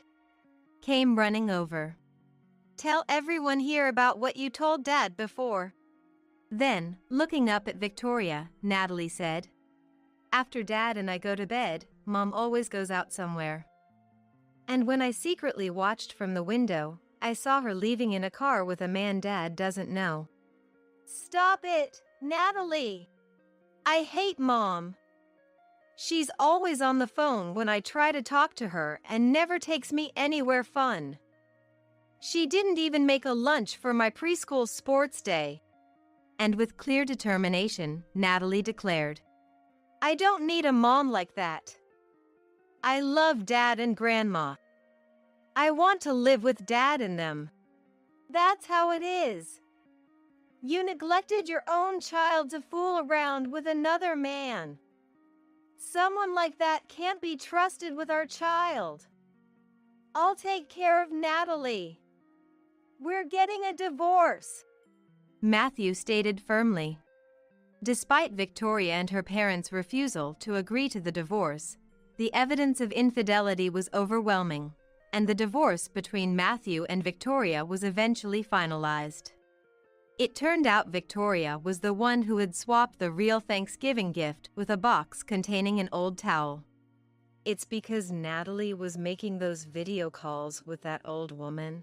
I couldn't have time for calls with him. It was annoying. Victoria's motive involved the presence of her affair partner. Victoria, are you even a mother to your child? I sighed deeply in disbelief. Both you and that man will pay compensation. It's only fair, as you've deceived not just me but also Mom and Natalie. Wait, please. He doesn't work. Life is already hard enough. You reap what you sow. Make sure you work and pay up. Matthew resolutely pushed Victoria away, ensuring she and her affair partner paid the compensation in full. Afterwards, Matthew and Natalie moved into my house. Yay! Now I can see Grandma every day. Natalie was overjoyed. It seemed that Matthew had managed to transfer within the same company he was working for. After I explained the situation, my boss was understanding. Thankfully, it all worked out. Suddenly, our home became much livelier, and I started cooking with even more enthusiasm. Today, Nathan in my class said he likes me. Is that so? That's great. You're popular at school because you're so cute, Natalie. Hey! Like, as in... She's still in elementary school. Isn't that too early for this kind of thing? Why are you so flustered? Be a bit more steady as a father. As I chided him, Natalie laughed loudly. Regardless, Natalie, now in elementary school, quickly made new friends and seemed to be enjoying her days, which reassured me. Gathering around the table as a family like this, spending quality time together, it's really something special. I vowed to protect Natalie's smile. Can't be serious. What's going on here? Trembling, Robert met my steady gaze as I calmly stated, I don't know. But since you mentioned divorce, I'll proceed with it. Also, I'll discuss this with your parents. They'll surely understand the truth. My name is Nancy. I'm 28 years old. I work for a company that deals in household goods in the HR department. I met Robert at a drinking party through a friend. Robert runs a tech business with his parents. I decided to marry him because his carefree nature was a comfort to me, working in an organizational setting. Even after marriage, I got along well with Robert, but his family was a constant source of worry. His parents believed that a woman should join her husband's family after marriage, a view that clashed with my desire to continue working. Every time we met, they would make snide remarks. Nancy, you're still working? It's shameful for a woman to be out and about. Quit your job and help out as Robert's wife. Jennifer, my mother-in-law, would often summon me to say these things. Dodging her was one thing, but spending my precious days off dealing with her was a significant stress. I enjoy my job, recently tasked with the selection of new hires. I look forward to building my career. The company culture is positive, and while work has its challenges, I don't face unpleasantness. It's not just about the income. I want to continue working. Why don't you say something to Robert? When Jennifer tried to involve him, Robert, albeit vaguely, respected my wishes. If Nancy wants to work, then let her.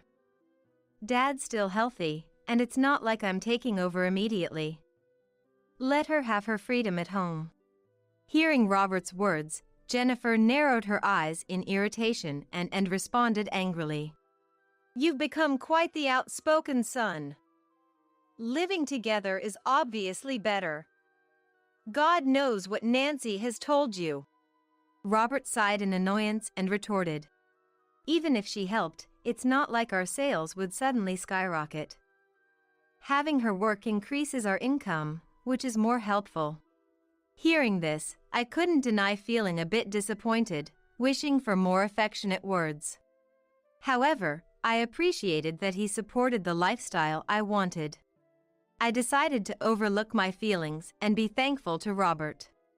But as the months, half a year, and then a year went by, things couldn't stay the same. Jennifer relentlessly pressed for cohabitation and for me to quit my job. It seemed her fixation on this was strong, showing no signs of compromise. And, overwhelmed with dissatisfaction to the point of madness, she exclaimed, It's absurd you're so obsessed with working outside. What are you after? Men? Yes, that must be it. While married to Robert, you're losing your head over men at work. How disgusting and shameful. Her baseless accusations and hysteria made calming her down a task, requiring coffee and sweets to manage her mood. Of course, Robert never believed Jennifer's delusions. However, he seemed to grow weary of her frequent outbursts and tantrums, and his support for me waned. Look, if it calms Mom down, shouldn't we just compromise? Being raged at every time is stressful for you, Nancy. Eventually, I'll take over the business anyway, so quitting and moving in might be quicker than convincing her. Robert mumbled, looking down at the dining table. Finishing his thought, he cradled his head in his hands, sighing deeply. Robert was caught between Jennifer and me, and I could understand his pain. But it shocked me that he had let go of the support he used to give me. Why? Why would you say that, Robert? I stopped washing dishes, my voice trembling with tears. What do you mean, why? You see how Mom acts. I'm tired of being attacked for continuing our life this way. And you must be too, right? After repeating the same for a year, do you still want to work? Indeed, Jennifer's escalating insults and abuse had pushed me to my limit. But my job was an essential part of my life. I didn't want to give it up. Considering Jennifer's nature, cohabiting could just start a new series of harassments against me. Yes, but... Robert, you're her son. Can't you talk some sense into her? You said it was beneficial for us if I worked, increasing our income. Don't give in to your mom. There's no guarantee that living together solves everything. Tears welled up in my eyes, but I clenched my fists, trying to hold back my emotions. I felt betrayed by Robert, mixed with sadness and anger. Then, irritated, Robert slammed the newspaper on the table, stood up abruptly, making a loud noise. Enough. That's old news. Sticking to the same view won't always work out. Nancy, you're stubborn and selfish. Wait. You can't just say what suits you and flip your stance when it's inconvenient. That's dishonest. I retorted strongly as Robert tried to leave. Our day ended with such an argument, leaving me exhausted. I was so drained, I barely managed to clean up before I just went to bed for the day. Why did things end up like this? Jennifer was a problem, but what really hurt was how Robert's attitude had changed. If Robert drifted away, I'd be isolated without any help. Feeling utterly alone, with no one on my side, made me feel incredibly vulnerable. After that fight, things were awkward between us, but a few weeks later, I found out I was pregnant. After feeling unwell for some days and being urged by coworkers to see a doctor, I discovered I was 2 months pregnant. Robert was happy about the news. He also became more considerate of my condition during the pregnancy. If it's a boy, could he be my successor? If it's a girl, I hope she's as cute as Nancy.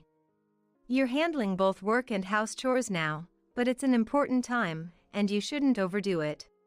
I was touched by his kind words. But then, as if on cue, Robert casually brought up the last thing I wanted to hear. How about taking this chance to quit your job? Working while pregnant must be hard on you, and it's a good opportunity. If we live with my parents, my mom can take care of the house, so you can rest. At that moment, my emotions surged. Had he forgotten all the discussions and fights we've had so far, just like that? To say such a thing so easily, with a smile, no less. Don't talk nonsense. This isn't a good opportunity. It's as if you're using this baby we were so happy about as an excuse to make me submit to your family's demands. That's not why we decided to have a child, is it?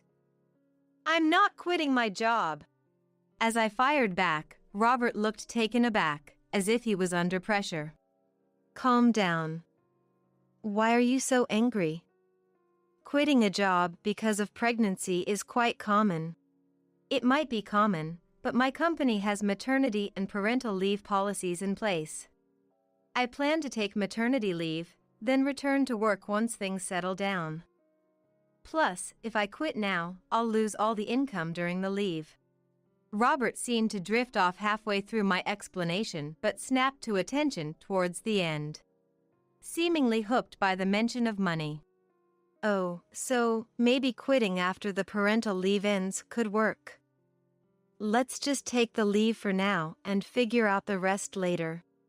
With a vague, non-committal tone, Robert said this and looked away from me, continuing to watch TV as if nothing had happened. Seeing his profile as he pretended nothing was amiss, I sighed without realizing it. I hadn't noticed before we were married, but I never thought he'd be such a fair-weather, agreeable man. From now on, I need to be firmer. A few months later, I returned to my parents' home to give birth, wanting to be near my family during this time. I wanted nothing to do with my in-laws or Jennifer around the birth. When I told my parents about Jennifer and Robert, they were very worried about me and even angrier at Robert than I was. People who change their minds like that can't be trusted. You should not stay with him. If this continues, it might be worth considering a divorce. My mom said, her voice low and firm as she wielded the kitchen knife with more force than usual. Even I, who had directly confronted Robert, felt intimidated by her intensity. Thank you. But Robert isn't a bad person as long as Jennifer and his family aren't involved. Once the baby is born, our life will change, and I want to see how things go for a while. When I said that, Mom sighed worriedly. Nancy, it's good that you're patient, but you tend to keep too much to yourself. If it becomes too much, promise me you'll tell us right away, okay? Yeah, I understand. Feeling Mom's strong love, a few months later, I gave birth to a healthy baby girl. We named her Sarah. I continued to live at my parents' house, not wanting to return to a place close to my in-laws, and eventually, after a year, I found a childcare center and planned to return to work. Though Robert did visit to see Sarah from time to time, we never discussed living together or quitting my job again. Actually, both of us seemed to avoid the topic. Mom didn't show her anger in front of me, but quietly pressured Robert.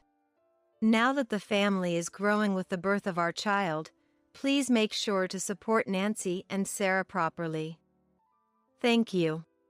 Back in the house with Robert, nothing had changed with him or Jennifer. Jennifer would barge into our house to see her granddaughter, criticizing. How shameful! A woman who has a child and still insists on working instead of living with her husband's family has no shame.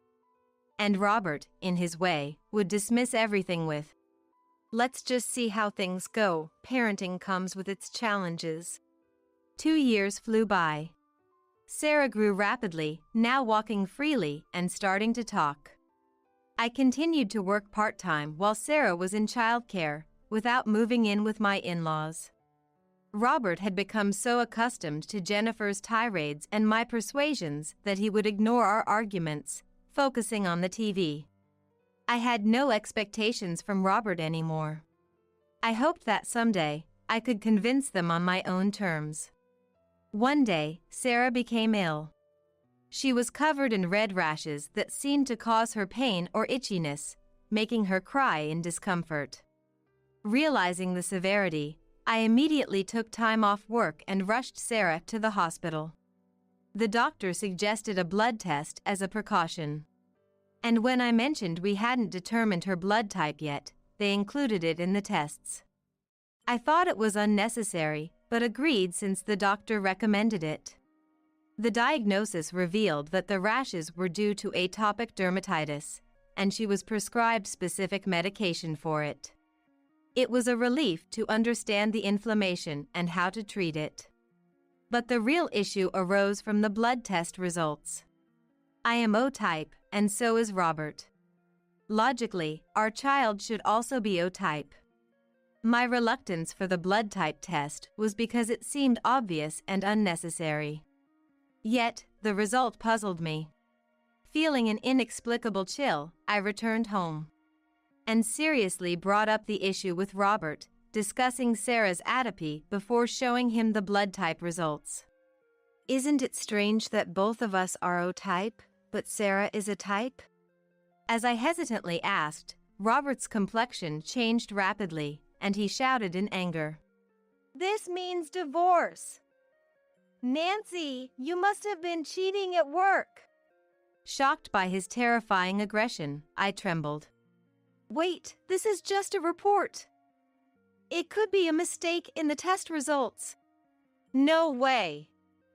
You've been having children with another man. Mom said you were obsessed with work because you had a man on the side, and she was right. Pretending to be a career woman, freely mingling with men. What a philanderer. Robert hurled insults at me with a face red with rage. Amidst the loud and violent shouting, I felt a profound disgust and instinctively closed my eyes. It was heartbreaking to be so misunderstood, and the vile language he used was shocking. Stop it! Don't talk like that. I would never cheat. You know I've been commuting between work and home every day, don't you? Don't you trust your own wife? Trust? There's no trust here. The test results say it all. Robert screamed, violently slapping the paper with the test results. It seemed we could no longer communicate. I had completely misjudged my choice of partner. I deeply felt the mistake in my choice. I won't raise someone else's child. I don't even want to see the face of a child born to such a despicable woman. Get out of this house immediately, both of you. And since you cheated, expect a claim for compensation in the divorce court. Robert's yelling filled the house, waking Sarah in the next room, who started crying. The rash hadn't even settled down yet. Imagine how uncomfortable she must feel. While I was heartbroken thinking about Sarah, Robert forcefully pushed our belongings at us, trying to throw us out on the spot. In a panic, I grabbed our essentials and the medication prescribed by the hospital. Then, at the doorstep, I made one last plea to Robert. Please listen. It's too baffling not to investigate. If it bothers you so much, let's do a DNA test. Hearing this, Robert looked down on me with disdain, jetting out his chin. Fine, do it. It'll just prove your infidelity. Go ahead and hang yourself with your actions. Once convinced, Robert, showing no willingness to bend, happily offered his hair for the test. Suddenly expelled from the house, we headed to my parents' home, a 2-hour bus ride away. By the time we arrived, I was exhausted. My mom was shocked to see us and furious after hearing the story. It's just too much. Kicking you out on such one-sided assumptions is crazy. Sure, the blood test results are strange, but we should be working together as a couple to figure this out. You should send such a husband back to his parents, Mom said firmly. She then tenderly applied medication to Sarah, who was still suffering from the rash, comforting her. It hurts, doesn't it? And it was scary. Sarah, you haven't done anything wrong. I apologized to my workplace and took a leave, relying on my parents' support to care for Sarah. Simultaneously, I sent Robert's hair for DNA testing, awaiting the outcome. Since I hadn't cheated, the blood type discrepancy was baffling. Although I didn't want to think about it, even if Robert had cheated, the child wouldn't have been born to the other woman, so this situation wouldn't make sense. After just over 2 weeks, the DNA test results came in. Together with Mom, I slowly opened the envelope. Inside, the information was surprising. Indeed, Sarah was without a doubt our child. And it also confirmed that I am O-type.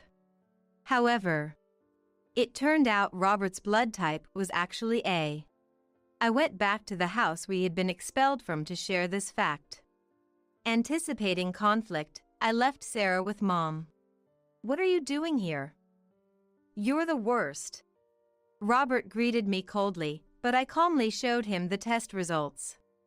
His eyes widened slowly as he looked at the paper, and his angry brows fell into a mix of confusion and worry. It can't be. How is this possible? Robert had always said he was O-type. Of course, he wouldn't lie about something like that, and he had always believed it to be true. I looked straight at Robert, who was shaking, and said calmly, "Let's talk about this with your parents. The truth will surely come out." Surprisingly, Robert nodded. He had mentioned before that both his parents were also O-type, which might not be the truth. The tension and fear of uncovering secrets about his birth made Robert shrink. He was a completely different person from when he had hurled insults at me. When we went to his parents' house, It seemed Robert had already discussed Sarah's blood type and my alleged infidelity, and Jennifer's gaze was icy cold towards me. "Why are you with that promiscuous woman?" Jennifer expressed her disgust. To her, Robert showed the DNA test results with trembling hands. "We shouldn't be talking about this. Look at this. You and Dad said my blood type was O, didn't you? Why does it say A here?" Jennifer slowly took it, scrutinizing the paper with a strained expression. Then, she led us to a back room and seated us on a couch. Sitting opposite us, Jennifer was silent, her demeanor formal. It seemed she had something to say, but she hesitated, biting her lip and looking down. "Mom, why are you silent? Is there a reason? You're O-type, Dad's O-type, so I should be O-type too, right?" Robert, trying to appear strong, was clearly anxious, his hands trembling under the table. "Yes, but..." Jennifer's face lost all its color, turning ashen like a doll's. She winced painfully, her lips quivering in a purple hue. "Why won't you tell me? Please, the truth." Despite noticing Jennifer's distress, Robert persisted in his questioning. After a few seconds of silence, Jennifer sighed quietly and began to speak. "There's something I've kept silent about. Robert, you're not actually the child of your dad and me." I gasped at Jennifer's words. "What? No way! What does that mean?" Of course, Robert was greatly shocked by the sudden confession. "Before I married your dad, I had a careless affair with another man.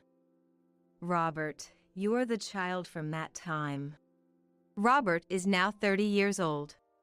The realization that the family he grew up with is falling apart must be a tremendous shock. Robert was already shaking. "Does Dad know about this?" When Robert asked, Jennifer looked pained. That expression alone was answer enough. "So, you've been hiding this from me and Dad?"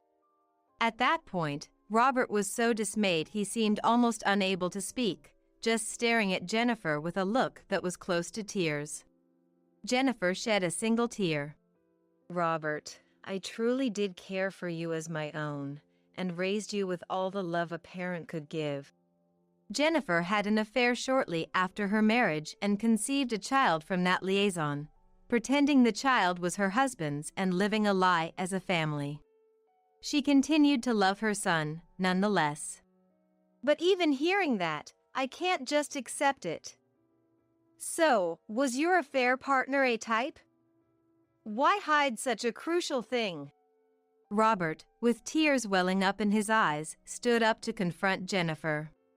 "Probably," Jennifer murmured and then fell silent, looking down. What a revelation. Jennifer's long-kept secret came to light because of Sarah's blood type. Was it fate's cruel play or a divine punishment? At least Sarah was undoubtedly mine and Robert's child, so there was no role for me in this. I decided to watch quietly, holding my breath. Can such things even happen? I never verified my blood type with a test. I've been healthy since I was a kid and never needed to. I just believed what Mom said about being O-type. I really am sorry." At that moment, Jennifer humbly responded. Quietly, the door to the room opened. "I've heard everything." Standing there was father-in-law Daniel, looking beyond angry, his gaze chillingly cold. Daniel, too, had always been somewhat sarcastic towards me, overshadowed by Jennifer's more overt hostility. His face, usually concerned about his business's future, now betrayed his disappointment in Jennifer for her decades-long deceit. "Is it true that Robert is not our child?" Daniel asked Jennifer in a low voice. Daniel. You were listening?" Caught off guard by the revelation that her secret conversation was overheard, Jennifer began to panic. While Jennifer scrambled for excuses, Daniel found the test results and scrutinized them. To have such an indecent relationship with another man. And you've been deceiving me with it until this age. Daniel's calm facade shattered instantly. He turned red with anger, furiously berating Jennifer. Don't say it like that. That's so unfair. Robert is our precious son. Haven't we raised him with care all these years?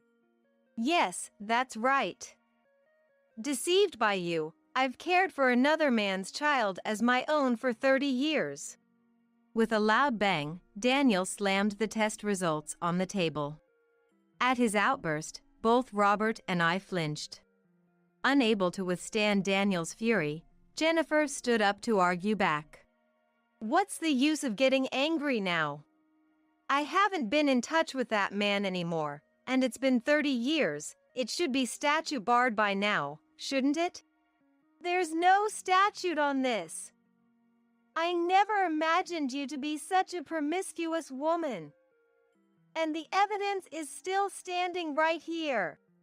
Daniel yelled, pointing at Robert. Caught in the crossfire of his parents' argument, Robert was too stunned to respond. Given this revelation, I can no longer stay married to Jennifer. We're getting a divorce. And you, Robert. If you're not my son, then don't ever come back to our home again. Wait, what? That can't be true. Amidst the escalating argument between the in-laws, Robert found himself thrown out of the house. Seemingly irrelevant to their dispute, I also left with him, and we ended up discussing our divorce over a meal at a nearby family restaurant. Look, I get it now. You didn't cheat. It was all a misunderstanding. Sarah is definitely our child, so let's cancel the divorce. We can go back to living in that house, right? True to his opportunistic nature, my husband now comes with a convenient proposal. It's surprising, really. Feeling disillusioned, I responded indifferently. No way. While the misunderstanding has been cleared, the words you said can't be taken back. The way you spoke to me was unforgivable, not to mention calling Sarah the worst things. I can't stay married to someone who can speak so lightly of us. The divorce will proceed. Wait, don't talk like that. As Robert tried to stop me, I gave him a cold smile. Maybe it's for the best, Robert. You wanted a wife who doesn't insist on working or disagreeing with the house, didn't you? You used to stand up for me, but gradually, you just followed Jennifer's lead. I don't need a husband who won't support me. Let's settle the rest through lawyers. Goodbye. I stood up quickly, leaving a bewildered Robert behind in the bustling family restaurant. As I boarded the bus again to fetch Sarah from my parents' house, Robert returned to his parental home only to find that, just as Daniel had said, he was not allowed inside, and of course, he was also fired from the family business. As expected, I received a message stating that the succession plans were now void. I ignored the message and immediately started looking for a law firm to proceed with the claim for compensation in the divorce proceedings. Robert's actions qualified as emotional harassment, enabling me to claim $20,000 in divorce compensation. I received complaints from Robert, stating he was jobless and couldn't pay, but I maintained a firm stance that the amount could not be reduced. Robert had not saved any money, assuming he would inherit the family business and become its president. I knew all too well that he had squandered any extra earnings on alcohol and gambling. Moreover, maintaining the apartment we had lived in would likely be impossible. On the other hand, after being kicked out of her home at 60 due to her affair, Jennifer managed to contact Brian, her past lover, seemingly intending to flee to him. Robert got in touch with Jennifer, and they decided to meet and head to Brian's home together, who was believed to be Robert's biological father. Brian was shocked and greatly bewildered when a woman from his past and an unexpected son suddenly appeared after 30 years. He tried to deny the past, claiming he couldn't remember such a thing and suggesting they might be mistaken. Jennifer insisted on a DNA test, offering to cover the costs. Furthermore, their argument at the doorstep was discovered by Brian's wife, who lives in the same house, leading to the three being interrogated about what was happening. Shockingly, at that time 30 years ago, Brian was already married, and his affair was exposed to his wife, leading to a divorce being thrust upon him in front of Jennifer and Robert. After my fight with Robert came Jennifer and Daniel's argument. And finally, the conflict between Brian and his wife ensued. One dramatic scene led to another, creating a commotion everywhere. During all this, I rented a new room close to my parents' house and started living there with Sarah. I never wanted to return to the apartment I shared with Robert, nor did I want to indefinitely rely on my parents. Afterwards, Mom said, Robert was odd, and so was his family. Divorcing was the right decision. Let's take good care of Sarah together. She encouraged me warmly. Her occasional help has been invaluable. I apologized to my company for the leave, briefly explained the situation, and requested a transfer to a branch that was commutable from my new home. My previous performance was appreciated, and though the company regretted my departure, my transfer was approved, and I was able to return to work successfully. As I was starting this new life, Mom arrived at my house looking upset. Can I talk to you? It seemed she wasn't angry with me, so I let her in to listen. Can you believe Robert came to our house? Unbelievable. Mom said this as she sipped the tea I had made, her eyebrows raised in disbelief. I felt a sense of disgust at Robert's pathetic behavior and sorry for the inconvenience caused to my parents. He said he couldn't pay child support because he was jobless and asked for help, relying on Nancy. When I told him you had started a new life, he begged us for money with a terrible look on his face. It was so bad, we had to kick him out right away. Mom recounted, finishing her tea feeling relieved. I'm sorry for causing trouble, Mom. When I apologized, Mom gave me a generous smile. It's okay, it's all in the past. I've already warned him I'll call the police if he shows up again, so he won't bother us anymore. Nancy, you need to move on and focus on yourself and Sarah. Mom said this and patted my shoulder. Encouraged by Mom's warmth, I couldn't help but tear up. By the way, Mom is definitely type O. After that, I received messages and voicemails from Robert almost daily. It seems that Robert, Jennifer, and Brian, all ousted from their respective homes, ended up living together out of convenience. Seeing their messages, I couldn't help but laugh at the bizarre combination. However, it's impossible for such a tumultuous group to live together harmoniously. As expected, it seems none of them are getting along well. They turned to me for help, but Mom sent them packing, audaciously asking for assistance.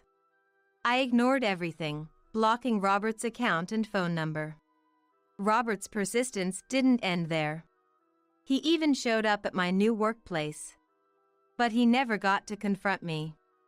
Having shared my fears about being stalked, the company was prepared. As soon as the surveillance cameras caught Robert, alarms sounded throughout the building. Startled by the alarm and the approaching security guards, Robert fled, a scene I watched from the safety of an internal monitor. My colleagues, having witnessed Robert's obsession, sympathized with me and promised to keep him away. Shortly after, an unexpected visitor arrived at my company. Jennifer, supposedly unrelated to me now. Unfortunately, she caught me in the hallway during my lunch break. I finally found you. Nancy, you need to take responsibility for once. Jennifer's angry voice echoed in the office hallway. Passing employees looked on worriedly as Jennifer, visibly more haggard and pale, began ranting at me. What? Why are you here at my office all of a sudden? I asked, bewildered.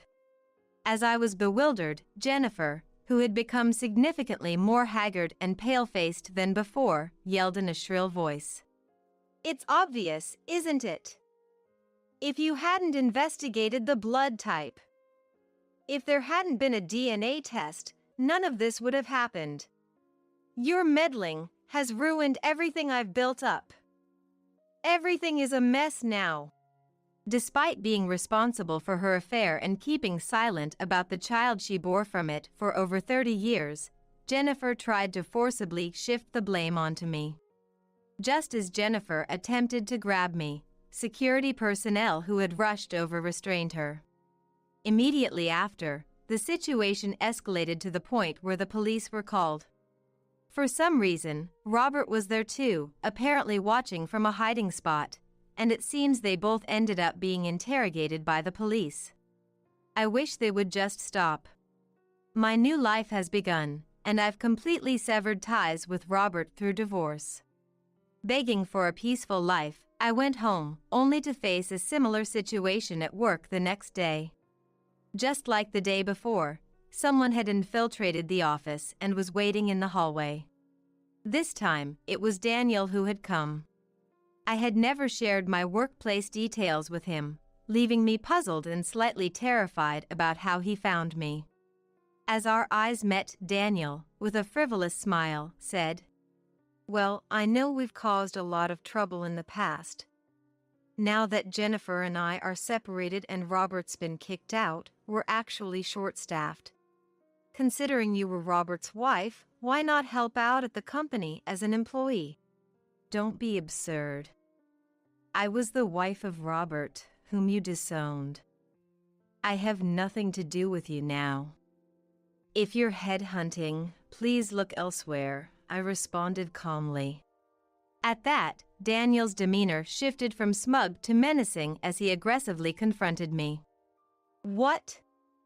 You're talking back to me?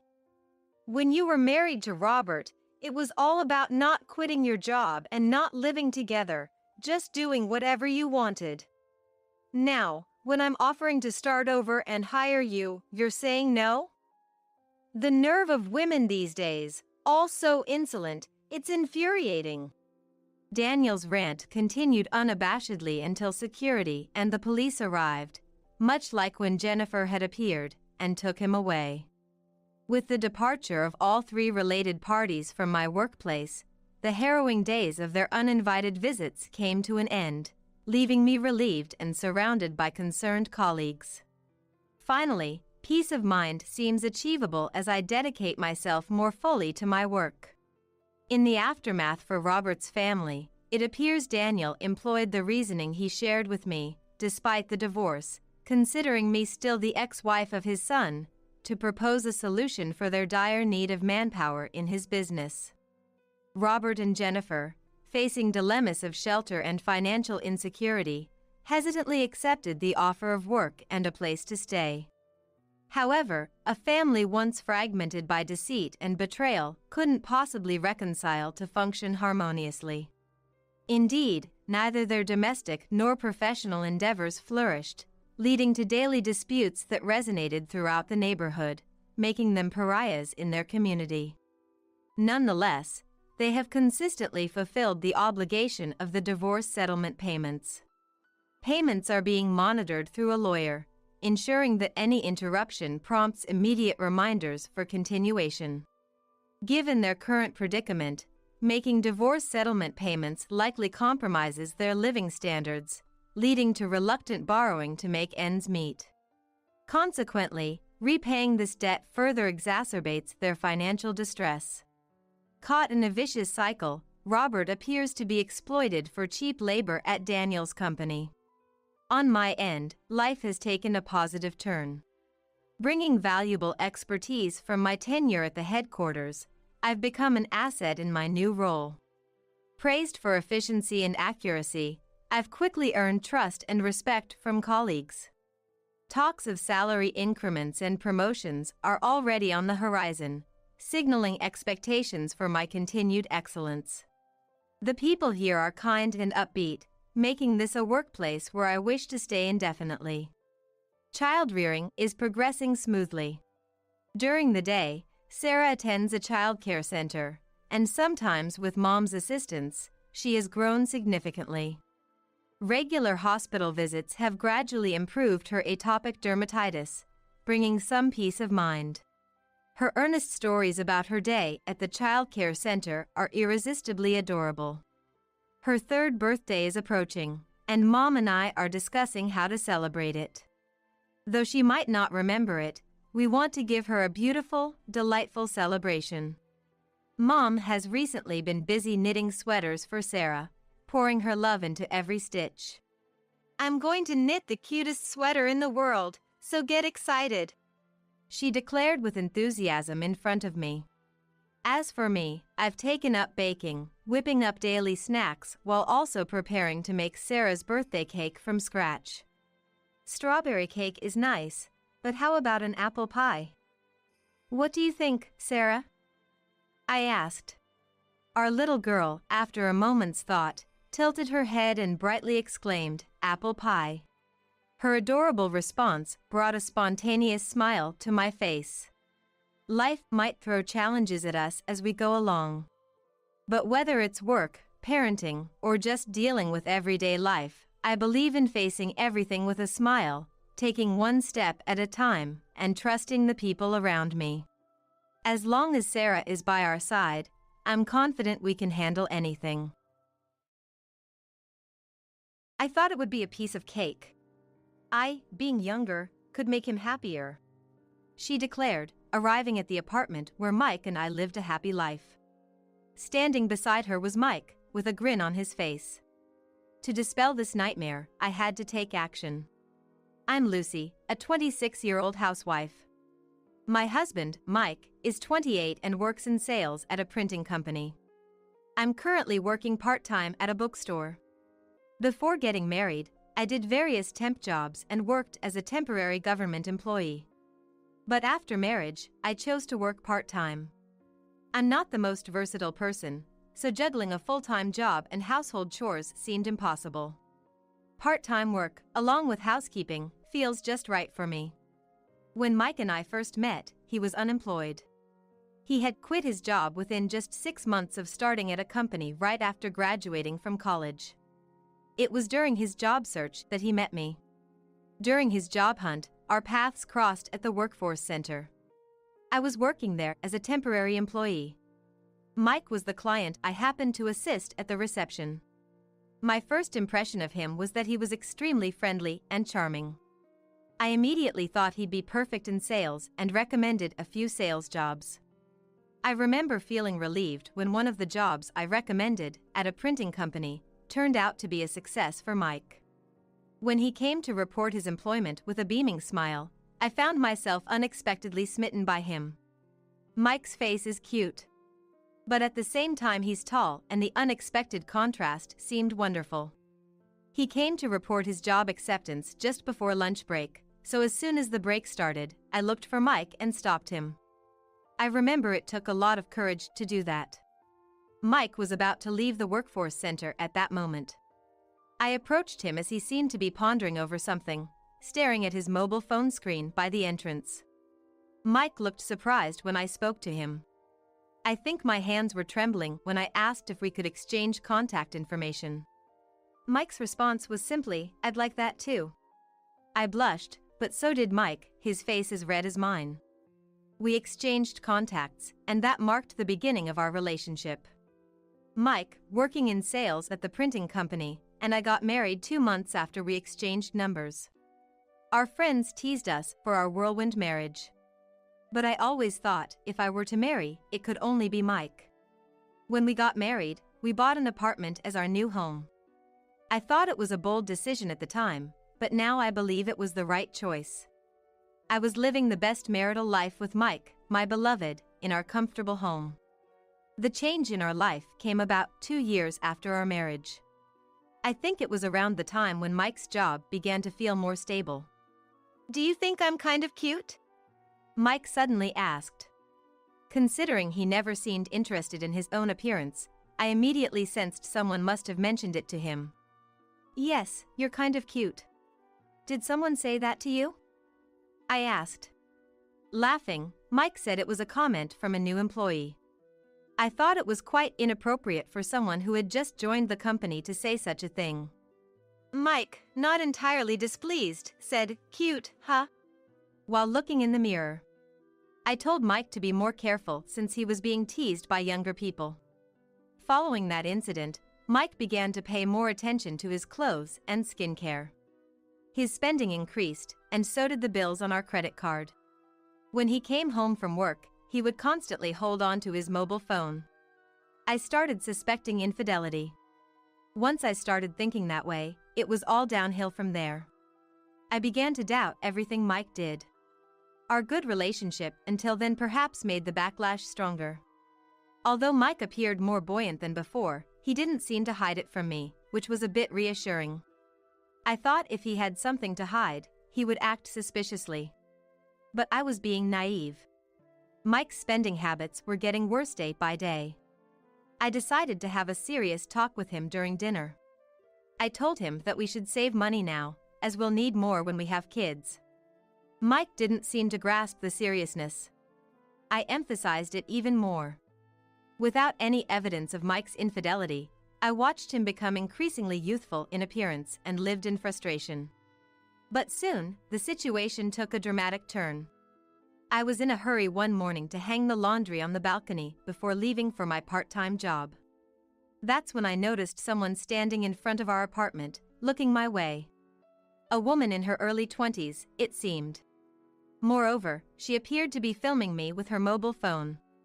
For a moment, our eyes met through her mobile phone, and I felt a chill of fear. I quickly went back inside the house from the balcony. Even though I hadn't done anything wrong, my heart was racing. I thought she must be Mike's mistress. Maybe she came to spy on me, the wife. The next day, I was stopped by the owner at the entrance. He warned me about a woman who seemed to be inquiring about me. She was asking how much our apartment cost, whether Mike and I were happily married, and had been gathering information around the apartment. It was the same as being publicly announced that I was being cheated by Mike. Reaching my limit, I finally confronted Mike. "You've been glued to your mobile phone lately. Who are you waiting to hear from?" I asked. Mike responded, "It's just work." I told him about the encounter with the apartment owner, pretending not to know. "There seems to be a woman snooping around our home. Do you know anything about this?" Mike's hand, holding his phone, began to tremble slightly. Sweat appeared on his forehead, even though it wasn't hot. Just as I was about to press him further, the intercom rang. I answered it, reluctantly, and there she was, the woman, smiling on the screen. I was momentarily stunned. "She's a client of mine. She has something to discuss with you," Mike said. He unlocked the door and welcomed her in. The woman who appeared at the door seemed younger than I had imagined. Almost like a high school student. She was introduced as an office worker dispatched to Mike's company. She held Mike's hand, smiling broadly, and her lack of common sense startled me. Then she declared, "I'm dating Mike." To me. And then she announced to me. While I stood there, stunned, the two of them looked at each other and laughed. Holding each other's hands. "You're less important to me than she is. I want to start over with Betty," Mike said, sounding like a victim. I felt my blood boil at his words. The two seemed to be reveling in their own tragedy, and Betty was even shedding tears as she looked at me. Mike then hurled cruel words at me. He said our marriage was a mistake, that it was too hasty, and we hadn't thought it through. Finally, he even said he thought it was a mistake to have loved me. He claimed he became his true self thanks to her. His words, like poison, made me feel dizzy. However, I sensed Mike was avoiding a decisive statement. He didn't want to be the one to say divorce. I could feel the two of them waiting for me to bring it up. "Fine. I don't want anything. Let's get divorced," I said, raising my hands in surrender. Mike relaxed his shoulders in relief at my words. Betty looked at Mike with joy. "Thank you. I thought it would be easy since you looked older than Mike described." It's only natural for someone younger like me to make Mike happier. It's right for you to step aside," Betty said, without a hint of malice. Maybe she really didn't mean any harm. But to the one hearing it, those words could only be taken as malicious. I was incredibly irritated. Our marriage was quick, but the divorce proceedings were even quicker. I spent an unbelievable day filing for divorce with Mike's mistress, Betty. Now that the divorce papers are filed, technically, Mike and I are strangers to each other. The buoyant couple apparently reserved a luxury hotel for tonight. I'm alone in the apartment, packing my things. I told Mike I didn't want anything. I didn't ask for any property division, but I decided to claim alimony. No need for child support, as we don't have kids. Though she's paying me alimony, it seems like Mike will end up paying for her share too. Right after filing the divorce papers, as we were parting, Betty said, "Please leave that apartment soon. Mike and I will be living there, so a middle-aged woman should vacate quickly." She said it in a sickly sweet voice, arm in arm with Mike. It irritated me greatly, but I kept my composure. Smiling outwardly, I vowed revenge against them in my heart. I left the apartment that I shared with Mike as soon as I packed my belongings. I've left everything else to my lawyer.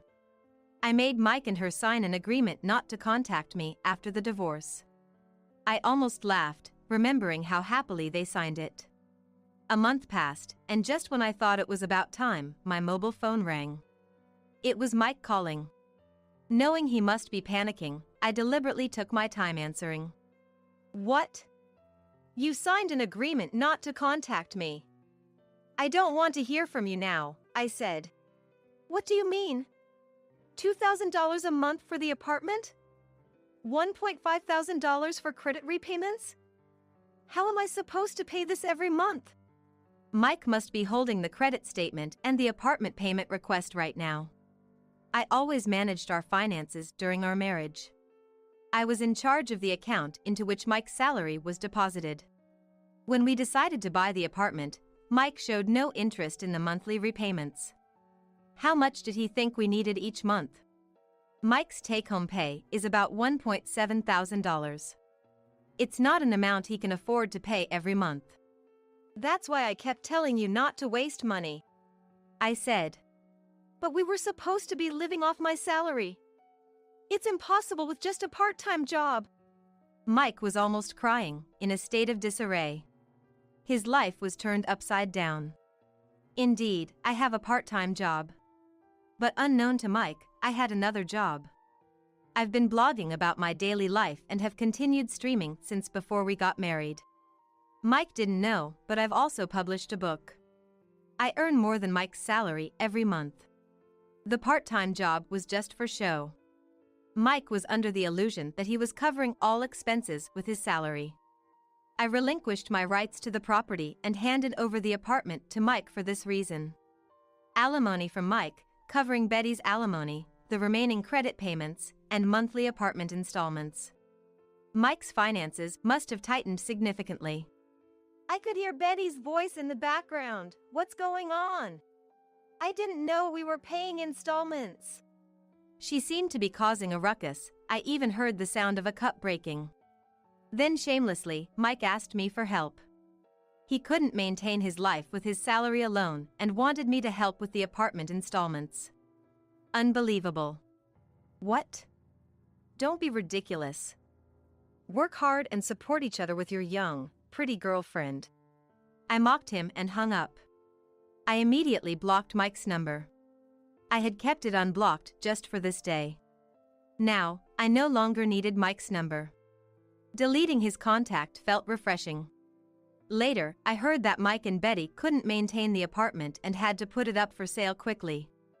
Betty, who married Mike immediately after our divorce, learned about his real salary and started claiming, "It's a scam, I was deceived," leading to a lawsuit. It seems she's accusing him of fraud for misrepresenting his financial situation during marriage. Probably, Mike just didn't know about his own financial situation. Mike is working a side job at night after his main job, just to make the payments. Betty divorced Mike quickly. I moved to the countryside, which I had always wanted, and continue my graceful country living blog. I'm preparing to start a YouTube channel next month.